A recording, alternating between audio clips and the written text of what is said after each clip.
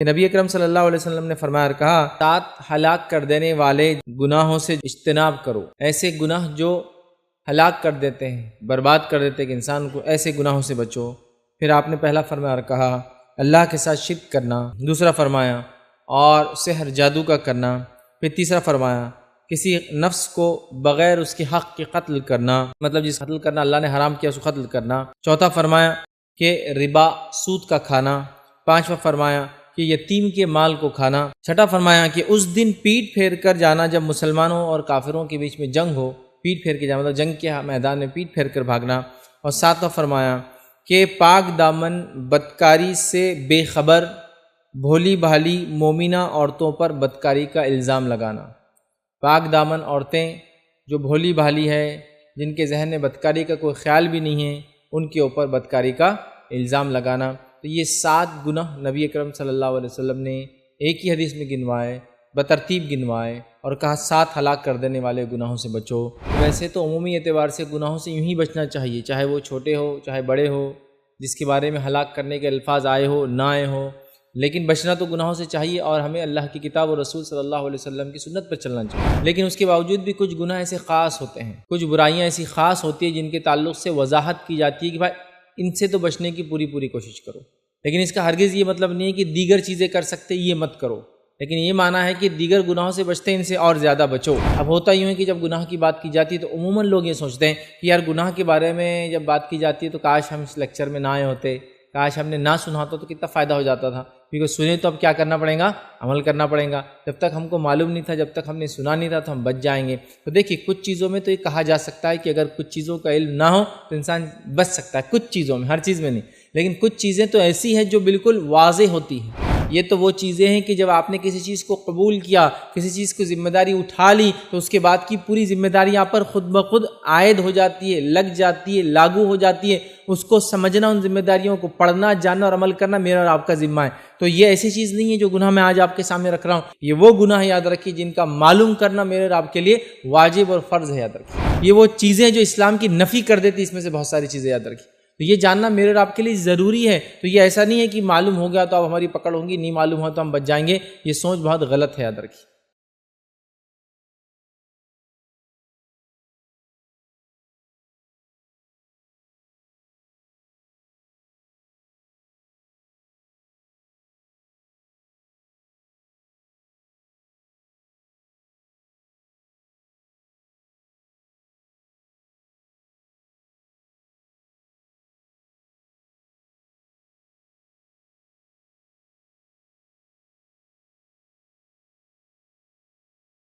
بسم اللہ الرحمن الرحیم، ان الحمد للہ نحمدہ ونستعینہ ونستغفرہ ونعوذ باللہ من شرور انفسنا ومن سیئات اعمالنا، من یهد اللہ فلا مضل له ومن یضلل فلا هادی له، واشهد ان لا الہ الا اللہ وحدہ لا شریک له، واشهد ان محمدا عبدہ ورسولہ، وبعد فإن خیر الحدیث کتاب اللہ وخیر الہدی ہدی محمد صلی اللہ علیہ وسلم، وشر الامور محدثاتها وكل محدثۃ بدعۃ وكل بدعۃ ضلالہ وكل ضلالۃ فی النار۔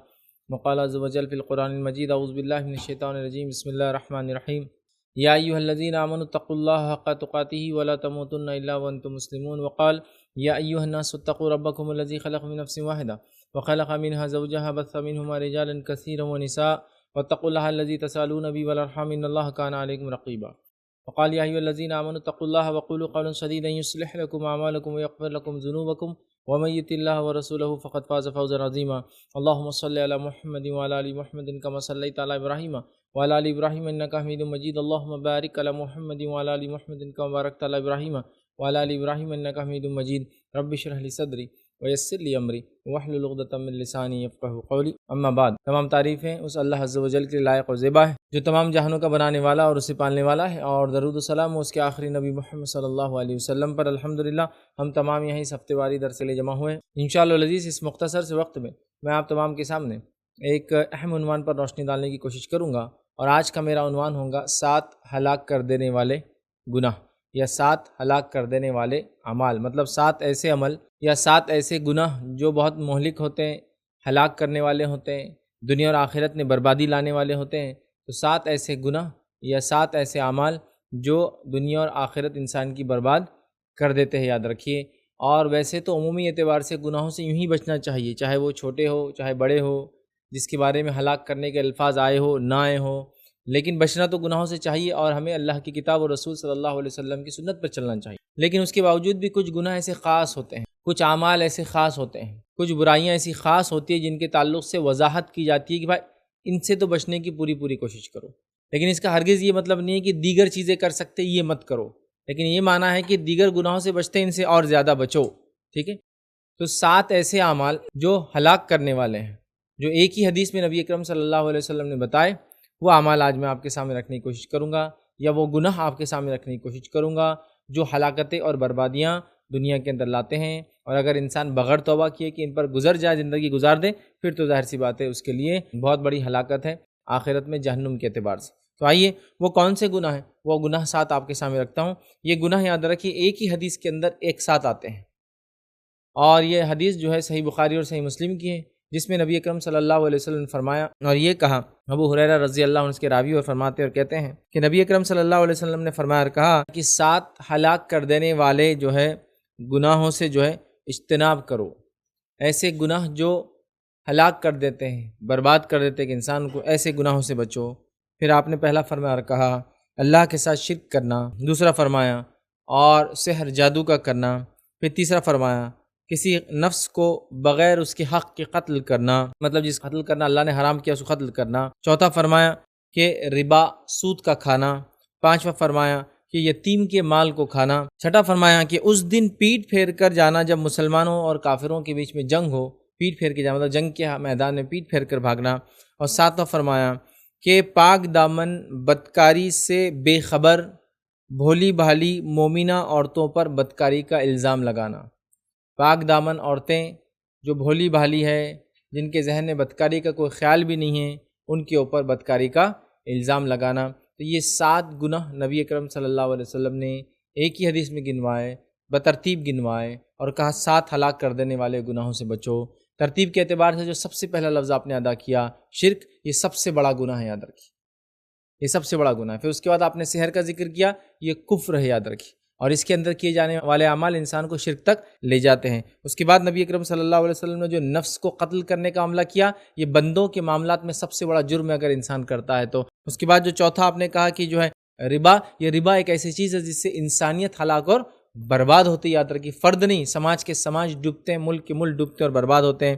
پانچواں جو آپ نے گنوایا وہ یتیم کا مال، یہ ایک ذاتی مسئلہ اور ایک سماجی مسئلہ ہے۔ جس سماج کے اندر لوگ یتیم کا حق مارتے ہیں، جو کہ اس سماج کا کمزور فرد ہوتا ہے، تو ظاہر سی بات ہے وہ سماج آگے بڑھ نہیں سکتا۔ اللہ رب العزت ایسے سماج پر رحم نہیں کر سکتا جو اپنے ضعیف، چونکہ یتیم ایک ضعیف کمزور ہوتا ہے ایک طرح سے، یاد رکھیے، چاہے مالدار ہو چاہے غریب ہو چاہے لڑکا ہو چاہے لڑکی ہو، وہ بہت جو ہے جس کو کہیں گے ایک طرح سے اس کے رائٹس کے اعتبار سے بڑا کمزور ہوتا ہے۔ اسی طرح چھٹا جو آپ نے گنوایا وہ ہے جنگ کے میدان میں پیٹ پھیر کر بھاگنا، اس سے اسلامی لشکر کو، مسلمانوں کی فوج کو بہت بڑا نقصان ہو سکتا ہے، یاد رکھیے۔ اور ساتواں جو آپ نے بیان کیا، یہ ایک ایسی چیز ہے جو انسان گناہ کر بیٹھتا ہے، کسی پر الزام لگا دینا، بھولی بھالی عورتوں پر زنا کا الزام لگا دینا، جس سے وہ الزام لگانے کی وجہ سے اس دنیا میں بھی جو ہے لعنت کا مستحق ہوتا ہے، اور آخرت میں اللہ رب العزت اس کو آگ میں ڈالیں گا چونکہ اس نے الزام لگایا۔ تو گویا 7 کے 7 گناہ بڑے ہلاک کر دینے والے ہیں، لیکن پہلا ترتیب کے اعتبار سے سب سے بڑا جرم اور سب سے بڑا گناہ ہے، دیگر انسانیت کے خلاف ہے، ذات کے خلاف ہے کسی کی، اپنے خلاف بھی کچھ گناہ یاد رکھیں، ٹھیک ہے۔ تو بہرحال آئیے ہم دیکھتے ہیں بترتیب ان گناہوں کو کہ یہ 7 گناہ کیا ہے اور اس سے ہم کو یاد رکھیے بچنا ہے۔ اب ہوتا یوں ہے کہ جب گناہ کی بات کی جاتی ہے تو عموماً لوگ یہ سوچتے ہیں کہ یار گناہ کے بارے میں جب بات کی جاتی ہے تو کاش ہم اس لیکچر میں نہ آئے ہوتے، کاش ہم نے نہ سنا ہوتا تو کتنا فائدہ ہو جاتا تھا، کیونکہ سنیں تو اب کیا کرنا پڑے گا، عمل کرنا پڑے گا۔ جب تک ہم کو معلوم نہیں تھا، جب تک ہم نے سنا نہیں تھا تو ہم بچ جائیں گے۔ تو دیکھیے کچھ چیزوں میں تو یہ کہا جا سکتا ہے کہ اگر کچھ چیزوں کا علم نہ ہو تو انسان بچ سکتا ہے، کچھ چیزوں میں، ہر چیز میں نہیں، لیکن کچھ چیزیں تو ایسی ہیں جو بالکل واضح ہوتی ہیں، جیسا کہ اللہ کی توحید، اسی پہ تو دین اور ایمان ہے۔ نماز جو کہ فریضہ ہے، کوئی کہا اگر مجھے کاش توحید کا کوئی نہ بتاتا تو میں بچ جاتا، نماز کا کوئی نہ بتاتا تو مت جاتا، نہیں، یہ تو وہ چیزیں ہیں کہ جب آپ نے کسی چیز کو قبول کیا، کسی چیز کی ذمہ داری اٹھا لی، تو اس کے بعد کی پوری ذمہ داری آپ پر خود بخود عائد ہو جاتی ہے، لگ جاتی ہے، لاگو ہو جاتی ہے۔ اس کو سمجھنا، ان ذمہ داریوں کو پڑھنا، جاننا اور عمل کرنا میرا اور آپ کا ذمہ ہے۔ تو یہ ایسی چیز نہیں ہے جو گناہ میں آج آپ کے سامنے رکھ رہا ہوں کہ نہیں معلوم ہے تو شاید ہم بچ جائیں گے، معلوم ہو گئے تو ہماری پکڑ ہوں گی۔ یہ وہ گناہ یاد رکھیے جن کا معلوم کرنا میرے اور آپ کے لیے واجب اور فرض ہے، یاد رکھیے۔ یہ وہ چیزیں جو اسلام کی نفی کر دیتی، اس میں سے بہت ساری چیزیں یاد رکھی۔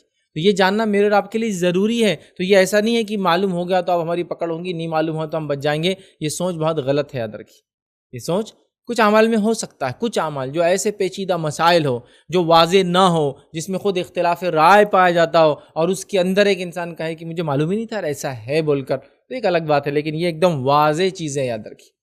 اور جب ایک انسان کسی چیز کو قبول کرتا ہے تو دیگر ذمہ داری بھی عائد ہوتی ہے، جبکہ وہ اس کے بارے میں بتاتا نہیں ہے یا اسے بتایا بھی نہیں جاتا۔ یہ بات اپنی جگہ ہے۔ مثال دیتا ہوں بات کو سمجھنے کے لیے۔ ایک انسان نکاح کرتا ہے، نکاح ظاہر سی بات ہے، نکاح سے پہلے وہ اکیلا ہوتا ہے، اس کی اپنی زندگی اس کے لیے ہوتی ہے، ٹھیک ہے، وہ منمانی زندگی جیتا، مطلب اپنے اعتبار سے بس کھا لیا پی لیا، اچھا رہ لیا، گھوم لیا پھر لیا، کافی ہو جاتا ہے۔ لیکن جب وہ نکاح کرتا ہے تو بہت ساری ذمہ داریاں اس پہ عائد ہو جاتی ہے، لیکن نکاح کے اندر یہ ساری ذمہ داریوں میں سے کچھ بھی بتایا نہیں جاتا ہے، صرف یہ کہا جاتا ہے کہ نکاح میں تم نے اس کو قبول کیا، اور انسان بولتا ہاں قبول کیا۔ لیکن نکاح کے بعد بولے کوئی کہ بھائی آپ اس کو کھلاتے پلاتے نہیں، تو کہنا اس میں نکاح میں تھوڑی بولے تمہیں کچھ کو کھلانا پلانا، میں نکاح کے بعد آپ اس کا خیال نہیں رکھتے ہو، اسے پیسہ نہیں خرچ کرتے ہو، اس کی بال بچوں کا مجھے تھوڑی بتائے گا، تو مجھے تو بولتے ہو قبول کیا تو میں نے کر لیا۔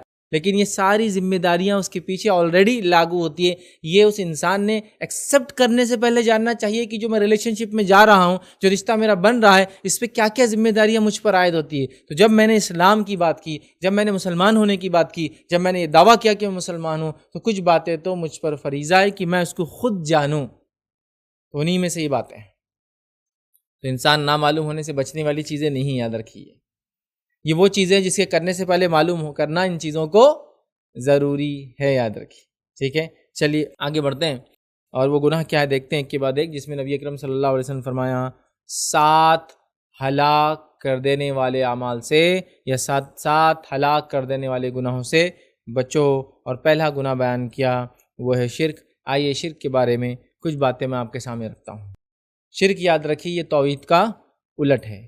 توحید مطلب ایک اللہ کو ماننا، اسی کو اپنا رب ماننا، خالق، مالک، رازق اور زندگی دینے والا اور موت دینے والا، اس کو ماننا، اس کے اسماء اور صفات، اس کے اسماء الحسنہ، اس کے بہترین خوبصورت ناموں پر ایمان لانا، اس کے صفات پر ایمان لانا، اس کے رب ہونے پر ایمان لانا، یاد رکھیے یہ تمام چیزیں یاد رکھیے، اس کو توحید کہتے ہیں، یاد رکھیے۔ اب میں اکیڈمیکلی نہیں جا رہا ہوں ان چیزوں کے اندر، بس ایک رفلی ایک چیزوں کو موٹے موٹے انداز سے سمجھانے کی کوشش کر رہا ہوں، ٹھیک ہے۔ تو یہ ہوتا ہے توحید، مطلب ایک اللہ کو ماننا، اور سب کچھ اسی کی طرف سے ہے، اس چیز کو ماننا اسی نے پیدا کیا، وہی موت دینے والا ہے، وہی رزق دینے والا ہے، وہی اولاد دینے والا ہے، مشکل کشا وہی ہے، داتا وہی ہے، گنج بخش وہی ہے، حاجت روائی وہی کرتا ہے، دستگیری وہی کرتا ہے۔ یہ تمام چیزوں پہ ہم کو ایمان لانا ہے، یہ ہے توحید۔ اور یہی توحید کے لیے یاد رکھیے صحابہ نے ابتدائی دور میں، بعد کے دور میں سلف صالحین نے، تابعین، تبع تابعین اور دیگر لوگوں نے اپنی جانیں دی، مال لٹایا، عزتیں لٹائی، صرف دین کے لیے، یاد رکھیے، صرف اس کے لیے، توحید کے لیے۔ آئیے توحید، بہت سے لوگ بولتے ہیں یار یہ اجنبی چیز ہے، یہ توحید کہاں آتا ہے، ایک اللہ کو ماننا سمجھ میں آتا ہے، توحید کہاں آتا ہے، ایسا سوال کرتے ہیں۔ تو آئیے میں آپ کو ایک واقعہ سناتا ہوں کہ بلال رضی اللہ عنہ کو جب ان کا مالک جو تھا، یہ غلام تھے اس کے، وہ ان کے سینے پر پتھر رکھ دیتا اور گرم تپتی ہوئی ریت پر لٹا دیتا، تو وہ کیا الفاظ ادا کرتے اس وقت؟ سیرت کی کتابوں میں آتا ہے، وہ کہتے احد احد، میں ان 360 کو نہیں مانتا ہوں مشرکوں جو تم نے بت بنا لیے، احد میں ایک کو مانتا ہوں، اور وہ احد سے ہی توحید لفظ آتا ہے، سمجھے آپ بات؟ تو توحید کوئی نئی چیز نہیں ہے، یہ الگ بات ہے کہ ہم کو اس کا علم نہیں، یا ہم کو بتایا نہیں گیا، یا ہم نے یہ سمجھ لیا کہ چونکہ ہم مسلم پیدا ہوئے ہیں تو مسلمان پیدا ہونے کی وجہ سے ہماری توحید تو پوری کی پوری پکی ہی ہے، ہم لوگ کبھی شرک کر ہی نہیں سکتے، اور ایک مسلمان مشرک ہو ہی نہیں سکتا، یہ لوگ دعوے کرتے ہیں، لیکن یہ دعوے کھوکھلے ہیں، یہ دعوے جھوٹے ہیں۔ میں بہت زیادہ دلائل کے اس میں نہیں جاؤں گا، ٹھیک ہے، دلائل کے اس میں نہیں جاؤں گا، بس ایک دو باتیں سوال کرتا ہوں۔ کیا اللہ رب العزت کے لیے ایک عمل کرنے والے کے لیے 2 اجر ہو سکتے ہیں، یا ایک ہی عمل کرنے والے کے لیے 2 صلہ ہو سکتا ہے، یا ایک ہی کام کرنے والے کے لیے 2 معاملات ہو سکتے ہیں، یا ایک ہی گناہ کرنے والے کے لیے 2 اصول یا 2 طریقے ہو سکتے ہیں کہ اس کو یہ سزا دو چونکہ یہ مسلمان ہے اور یہ مشرک ہے اس کو یہ سزا دو؟ نہیں، اللہ رب العزت کے پاس کسی ایک عمل کو کرنے کی بنیاد پر ایک ہی جزا ہے، تو پھر ایک ہی سزا ہے۔ تو اگر مشرکین مکہ کوئی عمل کرے جس کے نتیجے میں وہ جہنم ہو اور وہ مشرک کہلائے، تو ظاہر سی بات ہے وہی عمل کو مسلم کرے تو بھی وہ ایسے ہی ہوگا۔ ایسا ہو نہیں سکتا کہ نہیں مشرکین مکہ کے لیے تھا کہ بت پرستی نہیں کرنا، ہم لوگ بت پرستی کر سکتے ہیں۔ وہ ابراہیم علیہ السلام کی قوم کے لیے تھا کہ ستاروں میں یہ سمجھنا کہ کچھ تاثیر ہے، ہمارے لیے مسئلہ نہیں، ہم وہ تاثیر کو سمجھ سکتے ہیں۔ وہ فلاں قوم کے لیے تھا فلاں چیز کا کرنا، ہم لوگوں کے لیے وہ چیز نہیں ہے، سمجھ رہے ہیں؟ وہ فلاں قوم کے لیے ناپ تول میں کمی بیشی کرنے سے عذاب آیا، وہ ہمارے لیے مسئلہ نہیں، ہم لوگ ناپ تول میں کر سکتے چونکہ ہم مسلمان ہیں نا، وہ لوگ کافر تھے اس لیے ان پر عذاب آیا۔ نہیں وہ قوم کے لیے تھا کہ فلاں عمل کرے جنسی اعتبار سے تو وہ گناہ کا عمل تھا، ہم لوگوں کے اعتبار سے حلال عمل ہم کر سکتے ہیں، ایسا نہیں ہو سکتا۔ تو رب العزت نے جب کسی قوم نے گناہ کیا تو اس کو عذاب دیا، تو وہی گناہ اگر ہم کریں گے تو قادر ہے کہ ہم کو وہی سزا دے۔ سمجھ رہا بات کو؟ اگر اتنی بات سمجھ لے تو بات میں سمجھتا ہوں واضح ہو جائے گی۔ مشرکین مکہ نے جو ان کا شرک تھا وہ کیا کرتے تھے؟ بتوں کی عبادت کرتے تھے، اور جو بت انہوں نے بنا رکھے تھے وہ ہر دن کے اعتبار سے کچھ بت تھے یا ایک ایک بت تھا، اور کم و بیش 360 ان کے پاس بت تھے، ٹھیک ہے۔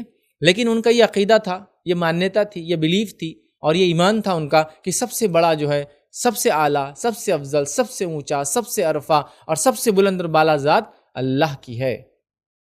لیکن اللہ کے بعد اللہ کے نام اور صفات سے انہوں نے بہت سارے بت اور کچھ نیک لوگوں کو انہوں نے اپنا معبود بنا لیا تھا۔ اس کے پیچھے ان کا کیا عقیدہ تھا وہ بھی قرآن نے بیان کیا۔ اللہ کے نام مثال کے طور پہ العزیٰ کو انہوں نے بت بنایا تھا جو کہ اللہ رب العزت کی صفت العزیز کے نام پر انہوں نے بنایا تھا۔ ایک بت انہوں نے المنات بنا دیا تھا جو کہ اللہ رب العزت کی صفت المنان سے انہوں نے بنا دیا تھا۔ تو مختلف بت انہوں نے بنائے تھے، لیکن وہ بھی اللہ کے نام اور صفات پہ انہوں نے بنا دیے تھے، اور کچھ نیک لوگوں کے بت انہوں نے بنا دیے تھے۔ عقیدہ کیا تھا وہ سن لیجیے۔ ان کا عقیدہ تھا، جب ان سے پوچھا گیا یہ جو کرتے ہو ایک ایک دن کچھ پروگرام کرتے ہو، ان کا دن مناتے ہو، یہ حج میں آتے ہو تو سب اپنے اپنے بتوں کو نکالتے تھے خانہ کعبہ میں، اور اندر جو اور باہر جو رہتے تھے، اور ان کا ایک ایک دن مناتے تھے یا کچھ پروگرامز ان کے لیے کرتے تھے، ان کے لیے چڑھاوے چڑھاتے تھے، نظریں کرتے تھے، منتیں مانگتے تھے، مرادیں کرتے تھے، اور یہ بت ہڈی کے، لکڑی کے، پتھر کے، مٹی کے، آٹے کے اور وغیرہ وغیرہ چیزوں کے انہوں نے بنا رکھے تھے۔ جب ان سے پوچھا جاتا یہ سب چیزیں کیوں کرتے ہو ان لوگوں کے لیے، تو انہوں نے جو جواب دیا جو قرآن نے نقل کیا، قرآن نے کہا ما نعبدہم، یہ چیزیں جو ہم کرتے عبادت تھوڑی ہے ان کی، الا لیقربونا الی اللہ زلفیٰ، لیکن یہ جو کچھ ہم عمل کرتے ہیں وہ اس لیے کرتے ہیں کہ ہم اس کو اللہ سے کیا کرے، قریب کر دے۔ تو گویا مشرکین مکہ بھی 360 میں سے کسی کو بھی یہ نہیں مانتے تھے کہ یہ حاجت روائی کرتا ہے، یہ مشکل کشائی کرتا ہے، یہ رب ہے۔ وہ یہ کہتے تھے یہ بت کے سامنے ہم جو کچھ چڑھاوا چڑھاتے ہیں، نیاز منتیں مرادیں کرتے ہیں، یہ صرف ہمارا کام یہ کرتے ہیں کہ اللہ سے ہم کو کیا کرتے ہیں، نزدیک کرتے ہیں۔ اس بیسس پہ، اس ایمان کی وجہ سے، اس عقیدے کی وجہ سے کیا کہلائے؟ مشرکین مکہ، سمجھا؟ اس کی وجہ سے مشرکین مکہ کہلائے۔ اب بتائیے یہی عمل ہم کریں تو کیا ہم مومن ہو سکتے ہیں؟ پھر ہم بھی یہ سوچیں کہ چونکہ ان کی یہ سوچ تھی کہ اللہ سیدھے نہیں سنتا، لہٰذا وہ اس سے قریب ہونے کے لیے وسائل اور وسیلے ڈھونڈتے۔ ہم بھی آج کل یہ کہہ رہے ہیں کہ اللہ سیدھے نہیں سنتا، اس سے قریب ہونے کے لیے ہم کو وسیلے چاہیے۔ وہی ایگزیکٹ الفاظ ما نعبدہم، ہم ان کی عبادت نہیں کرتے الا لیقربونا الی اللہ زلفیٰ، بس یہ تو اس لیے کرتے ہیں کہ اللہ سے ہم کو یہ قریب کر دے۔ ہم لوگ اس لیے دعا سیدھے نہیں مانگتے کہ اللہ سیدھے نہیں سنتا، اس لیے ہم بیچ میں ان کو رکھتے ہیں۔ ہم لوگ ان کے ذریعے اولاد مانگتے ہیں اللہ تعالیٰ سے، ان کے ذریعے اس لیے مانگتے ہیں کہ اللہ سے قریب تھے تو ہم کو نزدیک کر دیں گے۔ ہم حاجت روائی تو اللہ سے کرواتے ہیں، لیکن ان سے اس لیے مانگتے ہیں کہ یہ اللہ کے قریب تھے تو یہ ہم کو ان سے نزدیک کر دیں گے۔ بھائی بات تو وہی ہوئی، اصول تو وہی ہوا، معاملہ تو وہی ہوا۔ پھر اللہ تعالیٰ کے معاملے میں وہ عقیدہ رکھ کے مشرکین کیوں جہنم میں جائیں گے اور ہم کیوں جنت میں جائیں گے؟ نعوذ باللہ، اللہ تعالیٰ نا انصافی تو نہیں کر سکتا لوگوں کے ساتھ۔ بہت سخت جرم ہے، یاد رکھیں شرک اتنا سخت جرم ہے کہ جس کی موت اس پر ہو جائے، یاد رکھیے وہ کبھی جنت میں نہیں جائیں گے۔ نبی اکرم صلی اللہ علیہ وسلم فرمایا کہ اللہ رب العزت کے سامنے اللہ کے رسول صلی اللہ علیہ وسلم سفارش کریں گے جو کہ اللہ کے حکم سے ہوں گا، اور اللہ جن جن کی چاہیں گا ان کی سفارش کرتے رہیں گے، اور الگ الگ فیزز میں ایک ساتھ نہیں ہوں گی سفارش، الگ الگ سجدہ کریں گے، دعا پڑھیں گے، پھر اللہ کہیں گے اٹھو محمد صلی اللہ علیہ وسلم دعا کرو، قبول کیے جاؤں گے، پھر سجدے میں جائیں گے، پھر کچھ لوگ جائیں گے، پھر کچھ لوگ جائیں گے، آخر میں محمد صلی اللہ علیہ وسلم کو بتایا جائے گا کہ اب جہنم میں صرف مشرک اور کافر بچے ہیں۔ ابراہیم علیہ السلام جب ضد کریں گے اللہ تعالیٰ سے کہ ایک دعا میری باقی تھی میرے والد کے تعلق سے، آپ اس کو قبول کیجئے، تو اللہ بیان کریں گے اے ابراہیم کیا تو نہیں جانتا کہ ہم نے مشرک اور کافر پہ جنت کو حرام کر دیا، جو اس پہ مر گیا ہمیشہ کی جہنم میں جائیں گے، وہ انسانیت میں سے چاہے جو بھی ہو۔ یہ ہمارا بلیف اور عقیدہ ہے، یہ ہمارا ایمان ہے۔ توحید، صحیح ایمان کے مطابق دنیا سے گزرنا اور جانا کنڈیشن ہے۔ بہرحال اللہ رب العزت نے قرآن فرما کہا، دیکھیے ان اللہ لا یغفر ان یشرک بہ ویغفر ما دون ذلک لمن یشاء، اللہ تعالیٰ چاہے تو دیگر گناہوں کو معاف کریں گا، لیکن اللہ تعالیٰ شرک کو کبھی معاف نہیں کرتے۔ ان اللہ لا یغفر ان یشرک بہ، اللہ اپنے ساتھ شریک ٹھہرا جانے والوں کو یا کوئی کسی کے ساتھ شریک کرے اس کو معاف نہیں کرتا۔ لا یغفر، اللہ کی اس کی صفت ہے غفار، لیکن وہ معاف نہیں کرتا ان کو جو شرک کرتے ہیں، ٹھیک۔ ویغفر ما دون ذلک لمن یشاء، ہاں اس کے علاوہ گناہ چاہے تو معاف کر دے گا، یہ معاف نہیں کرتا اللہ تعالیٰ۔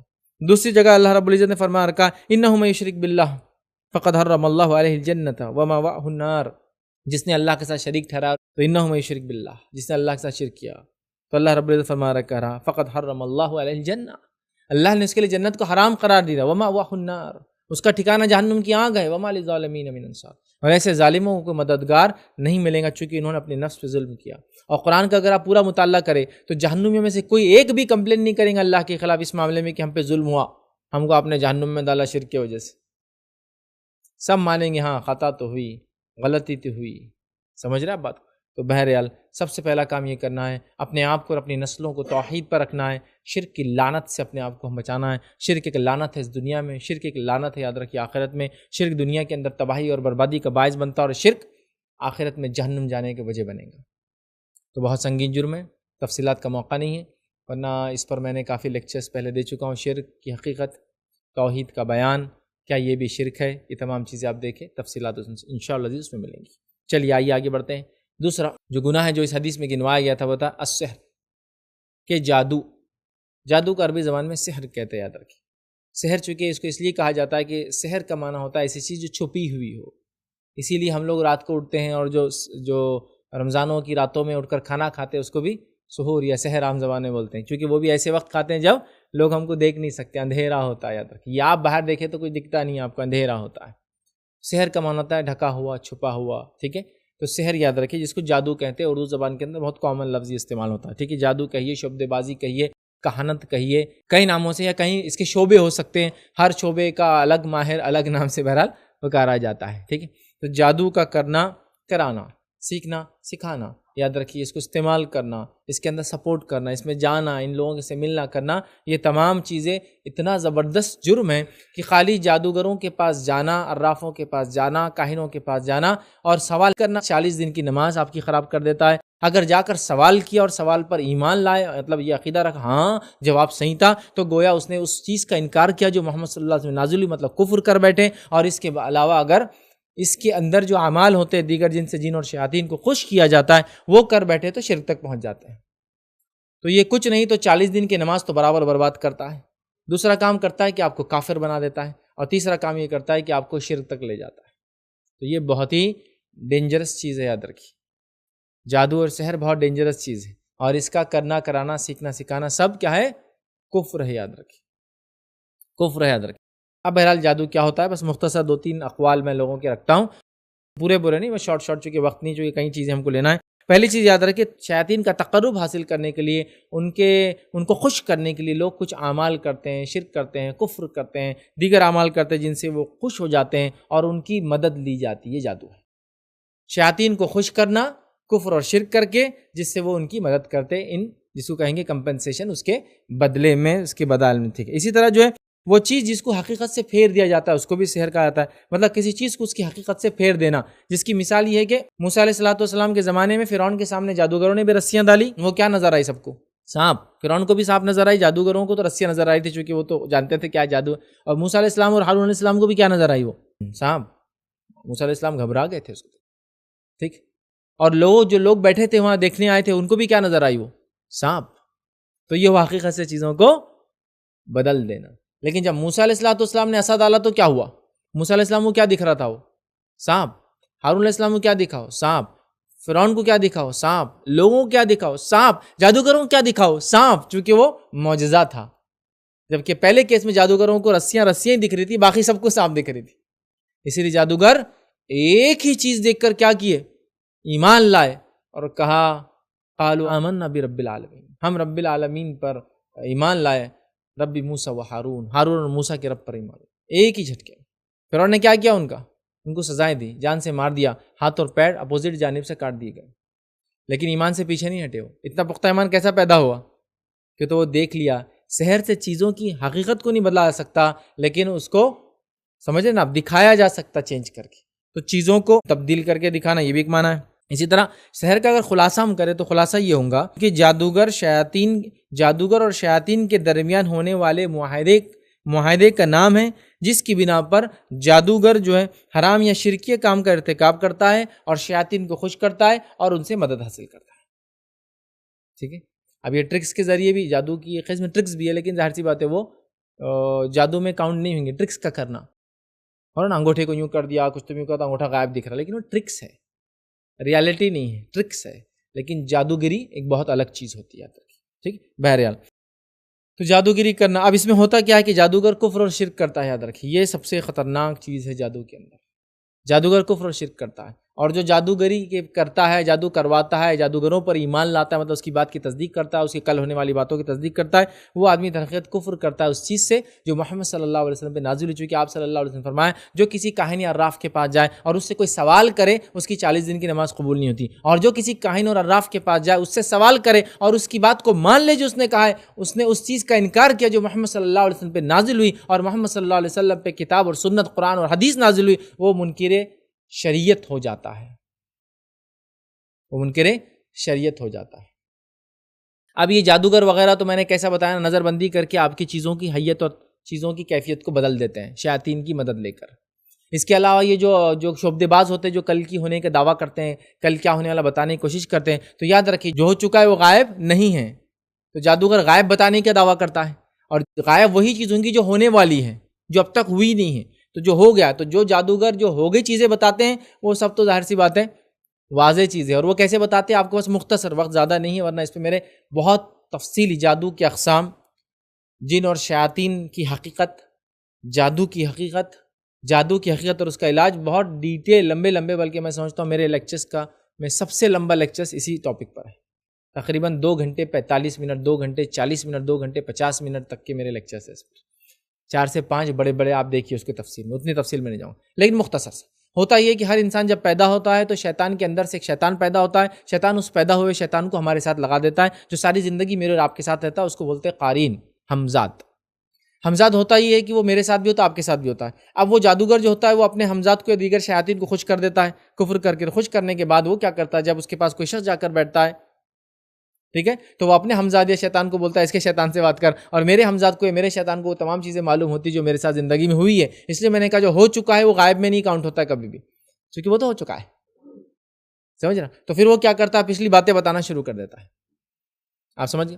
اب یہ تو پچھلا، اگلا کیسے بتا پاتا ہے، فیوچر کیسے بتا پاتا ہے، جس کے تعلق سے سوال کیا تھا کہ اللہ کے رسول یہ جو کچھ لوگ ہوتے ہیں جو کل کی بات بتانے کی کوشش کرتے ہیں، غائب کی بات، جو ہونے والی باتیں بتانے کی کوشش کرتے ہیں، اور کچھ باتیں اس میں سے صحیح بھی ہوتی ہیں. تب نبی اکرم صلی اللہ علیہ وسلم نے فرمایا کہ ہوتا یوں ہے کہ یہ جو کاہن ہوتا ہے، اس کا ایک جو ہے شیطان ہوتا ہے، یا اس کا جو قارین ہوتا ہے، وہ جو ہے ایک ان کے جو ہے لیولز ہوتے ہیں، الگ الگ اوپر ایسے شیطان ہوتے ہیں. تو ہوتا یہ کہ ان کو پہلے آسمان تک جانے کی چھوٹ ہے. جب فرشتے آپس میں ڈسکس کرتے ہیں کہ اللہ تعالیٰ نے اس بندے کے ساتھ کیا فیصلہ کیا ہے، تو یہ سن لیتا ہے، اور سنتے ہی نیچے والے کو بولتا ہے. لیکن بولنے سے پہلے، مطلب اس کے بولنے کے فوراً بعد اس کو ایک آنکھ کا انگارہ مار دیا جاتا ہے. لیکن وہ نیچے والے کو بول دیتا ہے، اس کا نیچے والا اس کے نیچے والے کو، اس کے نیچے والا اس کے نیچے والے کو، حتیٰ کہ وہ نیچے والا، سب سے نیچے والا اس کے قارین کو، اور قارین پھر کاہن کے کان میں بات ڈالتا ہے. لیکن یہ ایک سچ کو 100 جھوٹ کے ساتھ ملا کے ڈالتا ہے، جو کہ وہ جو آدمی ہوتا ہے نا شعبدے باز، وہ پھر آپ سے نکلواتا ہے، آپ کی سائیکالوجی سے کھیل کر کے وہ سب کر لیتا ہے ایڈجسٹ. تو ایک سچ ہوتا ہے لیکن اس کے اندر جو فرشتوں سے سن کے آتے ہیں. تو یہ بھی غائب نہیں ہے، یہ وہ چیزیں ہیں جو غائب کی دے دی گئی فرشتوں کو کہ اب جا کے لاگو کر دو لوگوں کی زندگی میں. فیصلے ہوتے ہیں نا، ڈیلی کے ڈیلی فیصلے ہوتے ہیں، وہاں سے چرا لیتا ہے. تو یہ ہو گیا. آگے کیسے بتاتا ہے. اب یہ لوگ دل کی بات کیسے بتاتے ہیں. بہت سارے لوگ بولتے رہے وہ ایک کے پاس ہم گئے تھے، فضوی آپ کا لیکچر سنے اور ہمارے گھر والوں نے لے کے چلے گئے. جب وہاں گئے تو ہم دل میں برا بھلا بولنے لگے، تو انہوں نے بولے بیٹے ایسا نہیں بولتے، گالیاں نہیں دیتے ایسا. تو ایک دم ارے ان کو کیسا معلوم ہوگا دل میں ہم گالیاں دے رہے. یہ بھی ہوتا ہے لوگ، اور بچے پریشان ہو جاتے ہیں، نوجوان وہ ہو جاتے ہیں، اور چونکہ شعبدے باز یہی کرتے ہیں. تو آئیے یہ کیسا ہوتا ہے وہ بھی آپ کو بتا دیتا ہوں. حدیث کے اندر واضح الفاظ ہے کہ شیطان انسانی جسم میں خون کی طرح دوڑتا ہے. اب کیا ہوا، ایک واقعہ سن لیجیے نبی اکرم صلی اللہ علیہ وسلم کے زمانے کا. آپ صلی اللہ علیہ وسلم کے زمانے میں ایک یہودی بچہ تھا جس کا نام ابن سیاد تھا. ابن سیاد کے تعلق سے کچھ لوگوں نے یہ سوچا تھا، اور کچھ صحابہ کی قول موجود ہے کہ انہوں نے کہا کہ یہ بھی دجال ہے، یا پھر دجال 30 آنے والے قیامت تک جو سب سے بڑا 30واں ہوں گا، تو یہ 1 سے 29 کے بیچ میں سے کوئی ایک دجال تھا. ٹھیک، تو اس طرح کا صحابہ میں سے کچھ صحابہ کا اس معاملے میں اقوال موجود ہے. نبی اکرم صلی اللہ علیہ وسلم نکلے، اور آپ جہاں وہ سو رہا تھا، وہ جھاڑوں کے بیچ میں سو رہا تھا، چپتے جانے لگے. ایک جھاڑ کے پیچھے چھپ جا رہے تھے اب کھجور کے، پھر دوسرے جھاڑ کے، تاکہ نزدیک پہنچے، تاکہ دجال ہوں گا تو اچانک سامنے نہ جائے. اس کی ماں نے دیکھ لیا اور کہا کہ اے ابن سیاد جو ہے، محمد جو ہے تیرا پیچھا کر رہے ہیں. پھر اللہ کے رسول صلی اللہ علیہ وسلم کے پاس گئے، اور کافی لمبا مکالمہ ہے، وقت نہیں مجھے کیا ان کا ڈسکشن ہوا. لیکن اس کے بعد اللہ کے رسول صلی اللہ علیہ وسلم نے آخر میں سے ایک سوال کیا، میرے دل میں کیا ہے؟ اور اس نے کہا الدخ. نبی اکرم صلی اللہ علیہ وسلم پر یہ واقعے سے کچھ دیر پہلے سورہ دخان کی کچھ آیتیں نازل ہوئی تھی. نبی اکرم صلی اللہ علیہ وسلم نے بھی بات کس کو بھی نہیں بتائی تھی، یہ بات صرف آپ کے پاس تھی، لیکن وہ پوری بات کو وہ بھی نہیں بتا پایا، اس نے دخان نہیں کہا، دکھ کچھ نہ کچھ قریب پہنچا اس کی، سمجھ رہے آپ بات؟ تو پتہ چلا یہ دل کی باتیں بھی کچھ حد تک بتا سکتے ہیں، تو آپ ڈرنا نہیں انسان، یہ سب شبد بازی، یہ سب کفریہ کام ہے، ٹھیک۔ اللہ رب العزت نے کیا بیان کیا قرآن کے اندر یاد رکھی، میں نے تو یہ چند جملوں میں چند حدیثوں کے سب ملا کر میں نے اکثر باتیں آپ کے سامنے رکھ دی، پچھلی باتیں کیسی بتاتی، اگلی باتیں کیسی بتاتے، دل کی بات کیسے بتاتے۔ اب آئیے اللہ رب العزت نے قرآن کے اندر کیا کہا، اور جادو کے تعلق سے یہ بات یاد رکھی، جادو اثر رکھتا ہے، یہ جسمانی اثر بھی رکھتا ہے، ذہنی اثر بھی رکھتا ہے، سائیکولوجیکل بھی اس کا اثر ہے اور فزیکل اس کا اثر بھی ہو سکتا ہے۔ فزیکل اثر جن اور شیاطین تکلیف دے کر آپ کو کر سکتے ہیں، سائیکولوجیکل اثر وہ آپ کے مائنڈ کو امبیلنس کر سکتے ہیں، اندر کے کیمیکلز کو امبیلنس کر سکتے ہیں، اور بہت ساری چیزیں بہرحال وہ کر سکتے ہیں، بیماریوں کی شکل بیماریاں دے سکتے ہیں، جس کے تعلق سے واضح دلائل احادیث کے اندر موجود ہیں، یاد رکھیں۔ اسی لیے حدیث میں اللہ کے رسول صلی اللہ علیہ وسلم نے فرمایا، جو شخص طاعون کے مرض کے اندر میری امت سے انتقال کرے گا وہ شہید کہلائے گا، چونکہ طاعون شیطان کے ذریعے پھیلایا جاتا ہے۔ پچھلی امتوں کے لیے عذاب تھا، اس امت کے لیے عذاب نہیں ہوگا، تو جو اس میں مریں گا وہ شہید کہلائیں گا، ٹھیک ہے۔ تو چلیے آگے بڑھتے ہیں۔ اللہ رب العزت نے قرآن میں کیا فرمایا، سورہ بقرہ سورہ نمبر 2 آیت نمبر 102 میں اللہ فرماتا اور کہتا ہے، وَاتَّبَعُوا مَا تَتْلُو الشَّيَاطِينُ عَلَى مُلْكِ سُلَيْمَانَ وَمَا كَفَرَ سُلَيْمَانُ وَلَكِنَّ الشَّيَاطِينَ كَفَرُوا يُعَلِّمُونَ النَّاسَ السِّحْرَ۔ اللہ نے فرمایا کہا کہ وہ لوگوں نے شیاطین کی اتباع کی جو سلیمان کے ملکیت میں شامل تھے، اور سلیمان نے کبھی کفر نہیں کیا، لیکن شیاطین تھے جو کفر کرتے تھے۔ کیسا کفر کرتے تھے؟ یعلمون الناس السحر، جادو سکھا کر کفر کرتے تھے۔ تو جادو کا سکھانا سیکھنا یہ کیا ہے؟ کفر ہے، یاد رکھیں۔ آپ کوئی سوال کریں گا پھر اللہ تعالیٰ نے جب یہ غلط تھا تو کیوں ہم کو دیا جادو، دے بھیجنا ہی نہیں تھا دنیا میں؟ دیکھیے اللہ رب العزت نے دنیا کو آزمائش بنایا، ٹیسٹ بنایا ہے، یہ ٹیسٹنگ گراؤنڈ ہے، اور ٹیسٹنگ گراؤنڈ میں ہر وہ چیز ہونا چاہیے جو ایک انسان کو عقیدہ اس کے معاملات کو چھلکا دے۔ ایک گاڑی ہے جس کو کمپنی لانچ کرنا چاہتی ہے، لانچ کرنے سے پہلے کئی ہزار کلومیٹر اس کے ایک ڈیفائنڈ ایریا میں چلایا جاتا ہے، جس میں سب سے رفسٹ روڈ بنائے جاتے ہیں، جس میں سب سے ٹفسٹ حالات کریٹ کیا جاتا ہے تاکہ وہ گاڑی کی ساری چیزوں کی آزمائش ہو جائے۔ تو ایک بندہ مومن جب دعویٰ کرتا ہے ایمان کا تو رب العزت اس کو آزماتا ہے، یہ بھی ایک آزمائش ہے۔ تو کوئی یہ کہنے جادو نہیں ہونا تھا یار اچھا ہوتا تھا، تو پھر آزمائشیں نہیں ہونا تھا تو پھر تو سبھی اچھے ہو جاتے تھے میرے بھائی، ٹھیک ہے۔ تو بہرحال یہ کفر ہے، یہ بات اس قرآنی آیت سے میں سمجھتا ہوں واضح ہو گئی، یاد رکھیے، ٹھیک ہے۔ اسی طرح جو ہے جادوگری وغیرہ یہ تمام چیزیں یاد رکھیے بہت خطرناک ہے، ہلاک کرنے والی چیز ہے، دنیا کو ہلاک اور برباد کرنے والی چیز ہے، اور آخرت کو لیکن بہت معمولی سمجھ کے آج کل ہم لوگ کرتے ہیں۔ ہر چھوٹی چھوٹی بات کو جادو جادو جادو جادو کرو، جادو کے ذریعے لوگوں کو پیچھے کرنے، جادو کے ذریعے بیماریاں دینا، جادو کے ذریعے اپنے بدلے نکالنا، جادو کے ذریعے اپنے حسدوں کو پورا کرنا، جادو کے ذریعے لوگوں کو تکلیفیں پہنچانا، جادوگروں کے ذریعے لوگوں کی کامیابیوں کو ناکامی میں بدلنے کی کوشش کرنا۔ یاد رکھیے جادوگری جو کرتا ہے، جو کرواتا ہے، تمام چیزیں کفر ہے۔ جادو کا علاج جادو سے کروانا یاد رکھیے یہ بھی صحیح نہیں ہے۔ جادو وغیرہ تمام چیزیں ہے، لیکن اس کا علاج کتاب و سنت میں موجود ہے، ہم کو اسی طریقے سے علاج کروانے کی ضرورت ہے، اس بات کو ہم اچھے سے سمجھ لے، یاد رکھیے۔ آئیے تیسرا گناہ جو ہلاک کر دینے والا ہے، برباد کر دینے والا ہے ہمارے اعمال کو، وہ کیا ہے؟ وہ ہے قتل، جو نبی اکرم صلی اللہ علیہ وسلم فرمایا۔ قتل ایک بہت ہی مہلک چیز ہے، ہلاک کرنے والی چیز ہے۔ قتل دنیا کے اندر جو ہے فساد مچاتا ہے، یاد رکھیے۔ قتل دنیا کے اندر فساد کریٹ کرتا ہے، یاد رکھیے۔ اور آج ہم دیکھتے ہیں قتل ہر جگہ عام ہو چکا ہے۔ نبی اکرم صلی اللہ علیہ وسلم نے اس کی پیشن کو پہلے ہی کر دی تھی، قیامت سے پہلے قتل عام ہو جائے گا، یہ اس کی چھوٹی علامتوں میں سے ایک علامت۔ عام ہو جانا مطلب یوں ہی ہونا ہے۔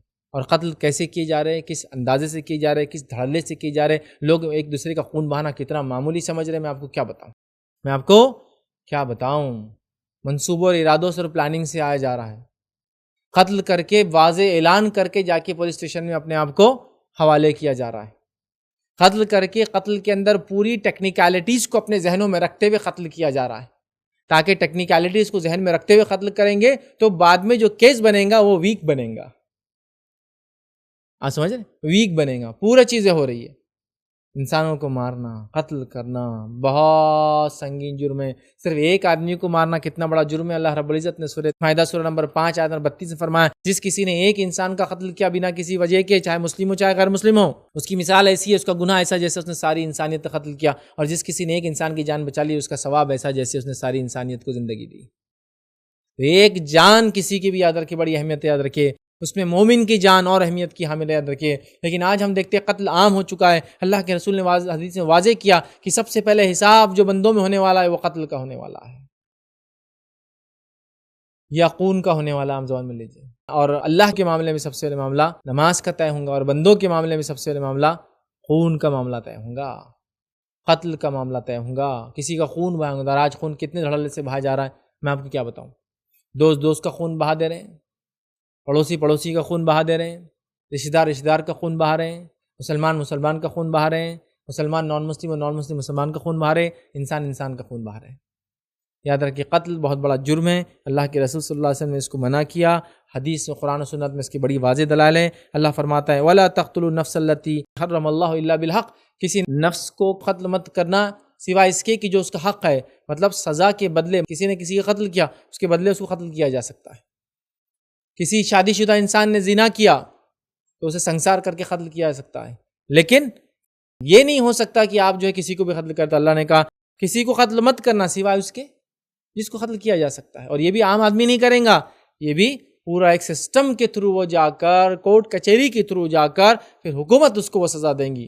کسی نے کسی کا قتل کیا تو آپ سزا نہیں دیں گے اس کو، وہ حکومت دیں گی۔ دوسرے مقام پہ جو ہے نبی اکرم صلی اللہ علیہ وسلم دیکھیے کیا فرماتے ہیں اس کے تعلق سے۔ ویسے تو قرآن میں کئی آیتیں، وقت نہیں پوری رکھو، ایک آیت مثال کے طور پہ رکھی۔ جابر رضی اللہ عنہ فرماتے ہیں، صحیح مسلم کی روایت ہے، رسول اللہ صلی اللہ علیہ وسلم نے فرمایا اور کہا، عرفات کے میدان میں جب آپ پہنچے، حج کا معاملہ تھا، آپ نے خطبہ دیتے ہوئے ارشاد فرمایا، کہا بے شک تمہارا خون، تمہارا مال حرمت والے ہیں، جس طرح تمہارا یہ دن، تمہارا یہ اس مہینے کے اور تمہارے شہر کی حرمت ہے۔ بے شک اللہ کے رسول فرمایا، بے شک تمہارا خون اور تمہارا مال تمہارے لیے ایسی حرمت والا ہے جیسے یہ دن، ٹھیک ہے، جیسے یہ مقام، اور جیسے اللہ کے رسول صلی اللہ علیہ وسلم فرمایا جیسے تمہارا یہ دن اور تمہارا یہ مہینہ اور تمہارا یہ شہر ہے۔ اور دن تھا عرفات کا، مطلب حج والا دن تھا، مقام تھا مکے کا جو کہ حرمت والا ہے، اور اسی طرح آپ نے فرمایا اور یہ شہر جو مکہ حرمت والا ہے، اور وہ مہینہ جو ذوالحجہ کا ہے وہ بھی محترم ہے، حرمت والا مہینہ، بہت حرمت ہے انسانی جان کی۔ یہ بات ہم اپنے ذہنوں میں رکھ لے، یاد رکھیے۔ اسی طرح جو ہے نبی اکرم صلی اللہ علیہ وسلم نے کتنی ساری باتیں بیان کی، دیکھیے میں آپ کو سناتا ہوں کچھ باتیں قتل کے تعلق سے۔ آپ نے فرمایا، کہا بخاری کی روایت ہے، قیامت کے دن لوگوں میں سب سے پہلے خونوں کا فیصلہ کیا جائے گا، خون کے بارے میں سب سے پہلا فیصلہ قیامت دن بندوں میں ہوگا۔ اسی طرح جو ہے دوسری کی روایت میں نبی اکرم صلی اللہ علیہ وسلم فرمایا اور کہا، سنن نسائی کی روایت آپ نے فرمایا، ممکن ہے کہ اللہ تعالیٰ ہر گناہ معاف کر دے سوائے اس آدمی کے جس نے مومن کو جان بوجھ کر قتل کیا ہو اور وہ آدمی جو کفر کی حالت میں مرا ہو۔ ممکن ہے اللہ سارے گناہ معاف کر دے لیکن دو گناہ معاف نہیں ہوں گے، ایک جس نے قتل کیا ہو مومن کا، اور دوسرا جس نے کفر کیا ہو۔ اسی طرح ایک اور روایت میں جامع ترمذی کیا فرماتے کہتے ہیں، اگر آسمان اور زمین والے سب کے سب ایک مومن کا خون بہانے میں شریک ہو جائے تو اللہ تعالیٰ سب کے سب کو جہنم میں اٹھا کے ڈال دیں گا۔ جتنے لوگ انوالو اور انگیج ہوں گے نا قتل میں، سب کو سزا ملیں گی۔ اسی لیے آج بھی ہم دیکھتے ہیں بہت سارے ملک جس میں اسلامی قوانین ہیں، اگر ایک آدمی کا قتل چاہے جتنے لوگوں نے مل کر کیا ہو، سب کو سزائے موت دی جاتی ہے، سب کو سزائے موت دی جاتی ہے۔ آگے آئیے نبی اکرم صلی اللہ علیہ وسلم کیا فرماتے ہیں، جب دو مسلمان اپنی تلواریں نکالتے ہیں، اور سے سنیے، جب دو مسلمان اپنی تلواریں نکالتے اور ایک دوسرے پر حملہ ور ہوتے تاکہ ایک دوسرے کو قتل کریں تو دونوں کے دونوں جہنم میں جانے والے ہیں۔ تو سوال کرنے والے نے سوال کیا، صحابہ نے کہا اللہ کے رسول صلی اللہ علیہ وسلم دونوں کیوں جائیں گے؟ قتل کرنے کو جب دو لوگ تلوار نکالتے آپس میں اور لڑ پڑتے ہیں اور ایک دوسرے کو قتل کر دیتا ہے لیکن دونوں جہنم میں جائیں گے، مطلب جو مارا گیا وہ بھی جہنم میں اور جو مرا وہ بھی جہنم میں۔ تو پوچھا گیا یہ مرنے والا کیوں جہنم میں جائیں گا؟ جس نے مارا سمجھ میں آ رہا ہے۔ تو نبی اکرم صلی اللہ علیہ وسلم فرمایا، مرنے والے کی نیت بھی یہ تھی کہ اس کو مارنا، مسئلہ یہ ہوا کہ سامنے والا اس پہ غالب آ گیا، ورنہ دونوں کا انٹینشن کیا تھا؟ ایک دوسرے کو قتل کرنا۔ دونوں جہنم میں جائیں گے۔ نیت کتنی اہم چیز ہے۔ ہاں، جیسا قابل نے حابل کو مارا، حابل کی نیت تھی کہ میں تو قابل کو ماروں گا نہیں، اس کو جو کرنا ہے کرے، اس نے جو بھی سیلف ڈیفنس میں تھا کیا، لیکن اپنے بھائی کو قتل کرنے کا اس کا کوئی ارادہ نہیں تھا، مارا گیا۔ اور قیامت تک جو ہے قابل کو ہر قتل کے بدلے گناہ ملے گا کیونکہ اس نے گناہ کی شروعات کی، ٹھیک ہے۔ تو لہٰذا قتل قتل قتل قتل بہت بڑا جرم ہے، خون بہانا بہت بڑا جرم ہے، مذاق اور اس کو معمولی نہ سمجھے جاتا، ٹھیک ہے۔ تو لہٰذا ہم کبھی وہ نہیں کریں، اور انسان قتل یوں ہی نہیں کرتا ہے، ہر چیز کا ارادہ ہونے سے پہلے سوچ ہوتی ہے، پہلے انسان سوچتا ہے، سوچ ارادے میں بدلتی ہے، ارادہ پکے ارادے میں بدلتا ہے، اور پھر وقت ملنے پہ انسان عمل کر گزرتا ہے۔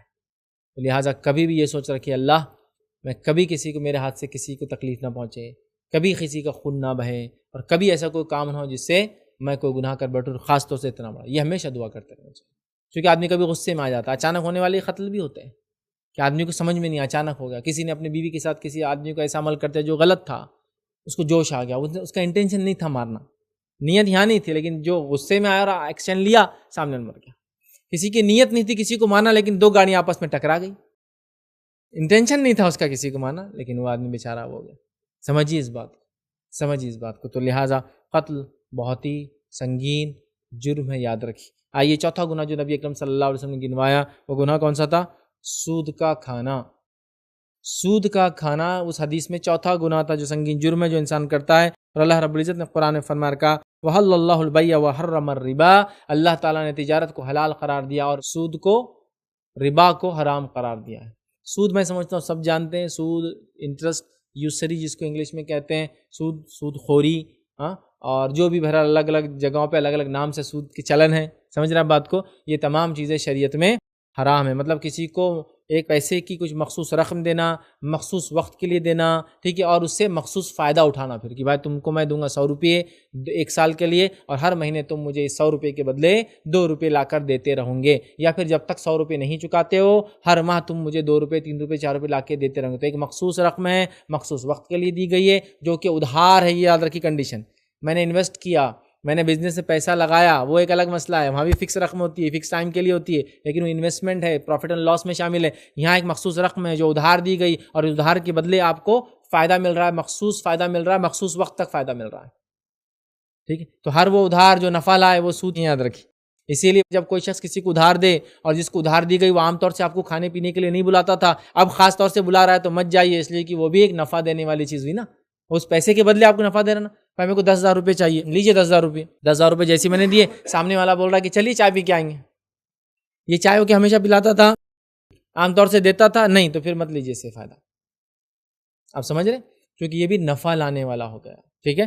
تو ہر وہ قرض جو نفع لے کے آئے، جس کے لیے مخصوص میعاد طے کی جائے، ٹرم طے کیا جائے، مخصوص اس کے بدلے رقم زیادہ لی جائے، یہ سب کیا ہوتا ہے؟ سود ہوتا ہے، یاد رکھیے۔ اس بات کو سمجھنے کی سخت ضرورت ہے، لیکن سود ہمارے ماحول میں عام ہو چکا ہے۔ تجارت حلال ہے، سود کو اللہ رب العزت نے حرام قرار دیا۔ آئیے دوسری جگہ قرآن میں اللہ نے کیا فرمایا سنیے، یہ سورہ بقرہ کی آیت نمبر 278 اور 279 ہے، تفصیل میں پڑھیے ان آیتوں کو بعد میں جا کے۔ اللہ کیا فرمایا سنیے، یا ایھا الذین آمنوا اتقوا اللہ وذروا ما بقی من الربا، اے وہ لوگوں جو ایمان لائے اللہ کا تقوی اختیار کرو اور جو سود باقی ہے اس کو چھوڑ دو۔ پھر فرمایا دیکھیے سنیے، من الربا ان کنتم مؤمنین، اگر تم ایمان والے ہو تو بقیہ ربا، مطلب صحابہ وغیرہ پہلے یہ چونکہ حلال تھا، حلال مطلب پہلے ان کے پاس چلن تھا تو وہ لوگ سود پہ لیا دیا کرتے تھے۔ تو قرآن نے اب کیا کہا، اے وہ لوگوں جو ایمان لائے اللہ کا تقوی اختیار کرو اور جو سود باقی ہے اس کو چھوڑ دو۔ قرآن کی آیت آ گئی تھی تو اب رکھنا نہیں ہے، اس کو چھوڑنا ہے۔ آگے کا فرمایا ان کنتم مؤمنین، اگر تم ایمان والے ہو تو، پھر فرمایا فَإِن لَمْ تَفْعَلُوا، اگر تم نے ایسا نہیں کیا تو اللہ کیا اعلان کر رہا ہے، فَأَذَنُوا بِحَرْبٍ مِّنَ اللَّهِ وَرَسُولِهِ، تو اعلان کرتا اللہ اور اس کے رسول کے خلاف جنگ کا اعلان ہے۔ مطلب اللہ اور اس کے رسول جنگ کا اعلان کرتے ہیں اس ہر شخص کے خلاف جو سود کا کاروبار کرتا ہے، سود میں ملا اسے، ایک فرد ہو، ایک جماعت ہو، ایک سوسائٹی ہو، ایک شہر ہو، ایک ملک ہو، یا پوری دنیا ہو، اللہ اور اس کے رسول کے خلاف اعلان جنگ ہے۔ اور میں نہیں سمجھتا اللہ اور اس کے رسول کے خلاف جنگ پر کوئی جائے اور جیت کر آئے۔ اسی لیے پہلے زمانے میں تو یہ چیز نظر نہیں آتی تھی، آج کے زمانے میں ہر 10 سال میں ایک غبارہ پھٹتا ہے دھن بول کر، اور پوری دنیا کا پیسہ بلیک ہول میں چلا جاتا ہے۔ جا رہا ہے نہیں جا رہا ہے؟ شیئر مارکیٹ گر گیا، کتنے پوائنٹ گر گیا؟ آج 800 پوائنٹ گر گیا۔ کتنا نقصان ہوا؟ 3 لاکھ کروڑ۔ کہاں گئے؟ یہ پھگا پھوٹا تو 3 لاکھ کروڑ تو کیش دیا تھا نا ہم نے، تو لاس ہوا تو گئے کہاں؟ یہ سودی اکنامی نے کیا کیا معلوم آپ کو؟ اصلی پیسے کو ہٹا دیا۔ اصلی پیسہ سونا یا چاندی ہوتا تھا، آج بھی ہے، قیامت تک رہیں گا۔ تو نوٹوں کی گڈیوں پر اور آنکڑوں ڈیجٹس پر جو آپ کے پاس بکس میں آتے ہیں زیادہ خوش مت ہوئیے۔ آپ میں سے میں نہیں سمجھتا کسی نے چاندی کا سکہ چلایا ہوگا، سونا تو بہت پہلے بند ہو گیا، چاندی والے بھی کوئی نہیں ہے۔ میری بات سننے، ہو سکتا کوئی بوڑھا آدمی سن رہا ہو 80-90 کا، تو اس نے چلایا ہوگا، 80-90 میں پیدا نہیں، 80-90 سال پرانا آدمی، اس نے چلایا ہوگا چاندی کے کچھ سکے اشرفیوں کی شکل میں جو آتے تھے۔ یہ یہاں بھی نظام اسٹیٹ میں بھی تھے اور بھی جگہ تھے۔ اس کے بعد چاندی بھی گئی، چاندی کے بعد کیا آیا؟ تانبا آیا۔ تانبے کے کچھ سکے میں نے بھی استعمال کیے کیونکہ وہ بہت کامنلی استعمال ہوتے تھے۔ تانبے کے بعد کیا آیا؟ پیتل آیا۔ پیتل کے 20 پیسے کسی کو یاد ہے ایک دم چمچماتے ہوئے، ٹھیک ہے۔ پیتل کے بعد کیا آیا؟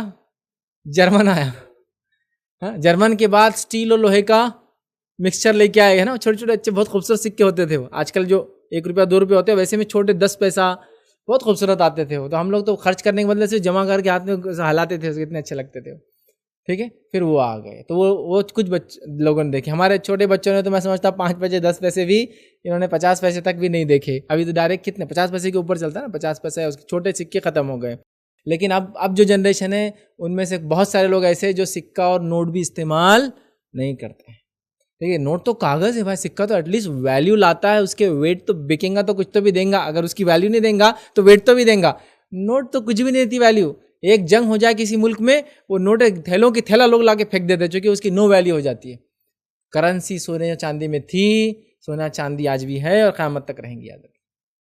تو جب کرنسی کو بدل دیا جاتا ہے، سونے چاندی سے نکال دیا جاتا ہے، کاغذ میں، بانڈس میں، اور کیا ہے اسٹاکس میں اور شیئر مارکیٹ میں اور ڈیجٹس میں اور کریڈٹس میں اور ڈیبٹ کارڈز میں اور مختلف پیپر کرنسیز میں الیکٹرانک اور ڈیجیٹل فارم میں لا لیا جاتا ہے. نتیجہ کیا ہوتا ہے؟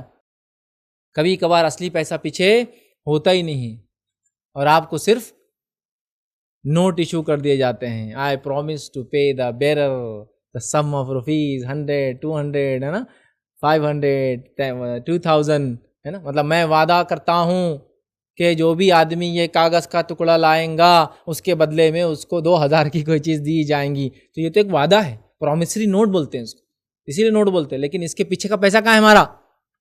جو سونے اور چاندی بھی کبھی ہمارے ماں باپ نے باپ داداؤں نے رکھا ہے تھا بینکوں میں، اس بھروسے پہ کہ بینک نے کہا سونا چاندی لاؤ، اس کے بدلے ہم جتنا سونا چاندی تم لاؤ گے اتنے نوٹس ایشو کریں گے. سونا چاندی تو لے لیا، اس کے بعد نوٹس ایشو کی. ہم کو سونا چاندی تو کبھی دکھا ہی نہیں، پھر نوٹس پہ نوٹس ایشو کی اور ایک سکے کے بدلے پہلے سکے کے رقم کے برابر نوٹ ایشو کی، پھر سکے کے رقم کے برابر دگنی نوٹیں ایشو کر دی انہوں نے، چونکہ کوئی آ کے سکہ لے نہیں رہا تھا سونے کا. اس کے بعد تگنی کر دی، اس کے بعد چوگنی کر دی، اور آج پیچھے سے سونا غائب ہو گیا. بولے اب سونا ہٹ کے اب ڈالر ہے پیچھے، ڈالر کو گرنے مت دو، ڈالر گریں گے کرنسی گر جائیں گے.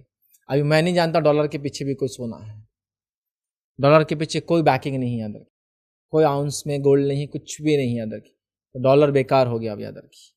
بہت ساری بار یہ ساری چیزیں فلسفی نظر آتی ہیں، لیکن یہ سود خوری اکنامی کا نتیجہ ہوتا ہے.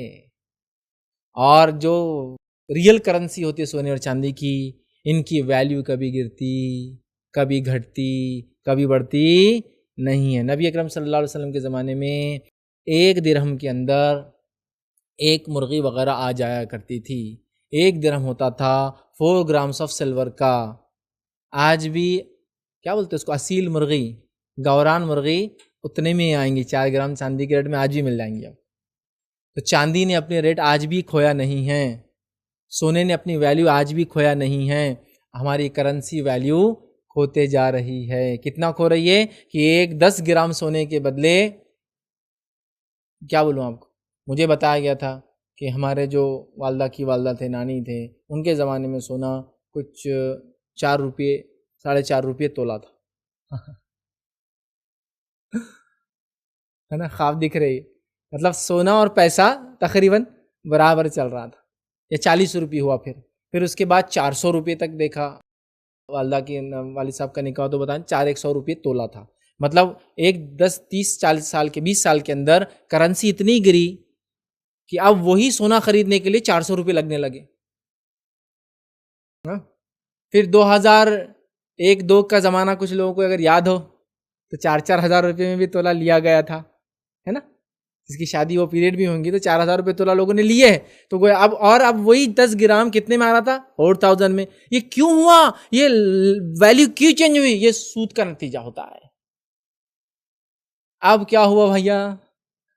2020 میں 40,000 کی بات کر رہے ہیں ہم لوگ. 40,000 ٹو 10 گرامس.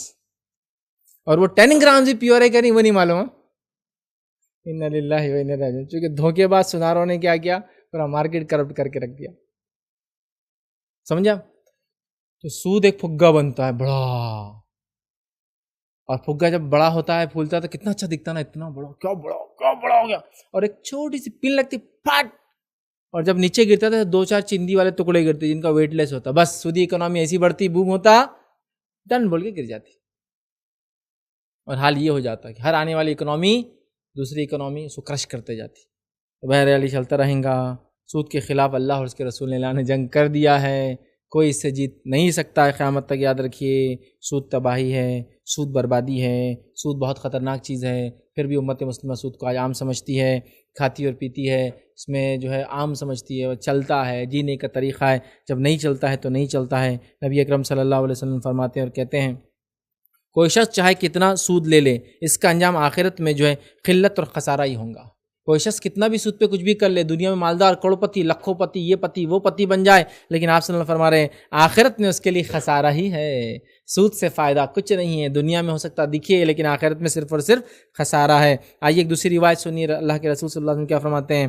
رسول اللہ صلی اللہ علیہ وسلم نے لعنت بھیجی ہے سود کے کھانے والے پر، سود کے لینے والے پر، سود کے لکھنے والے پر، اور ان کے گواہ بننے والوں پر، سب پہ لعنت۔ لینے والا، دینے والا، لکھنے والا اور گواہ سب لعنتی ہے۔ ہمارے پاس کچھ لوگ متقی پرہیزگار ہیں، صرف گواہ بن جاتے، لیتے دیتے نہیں ہم لوگ، لیکن وٹنس بن جاتے، اس میں گارنٹر بن جاتے۔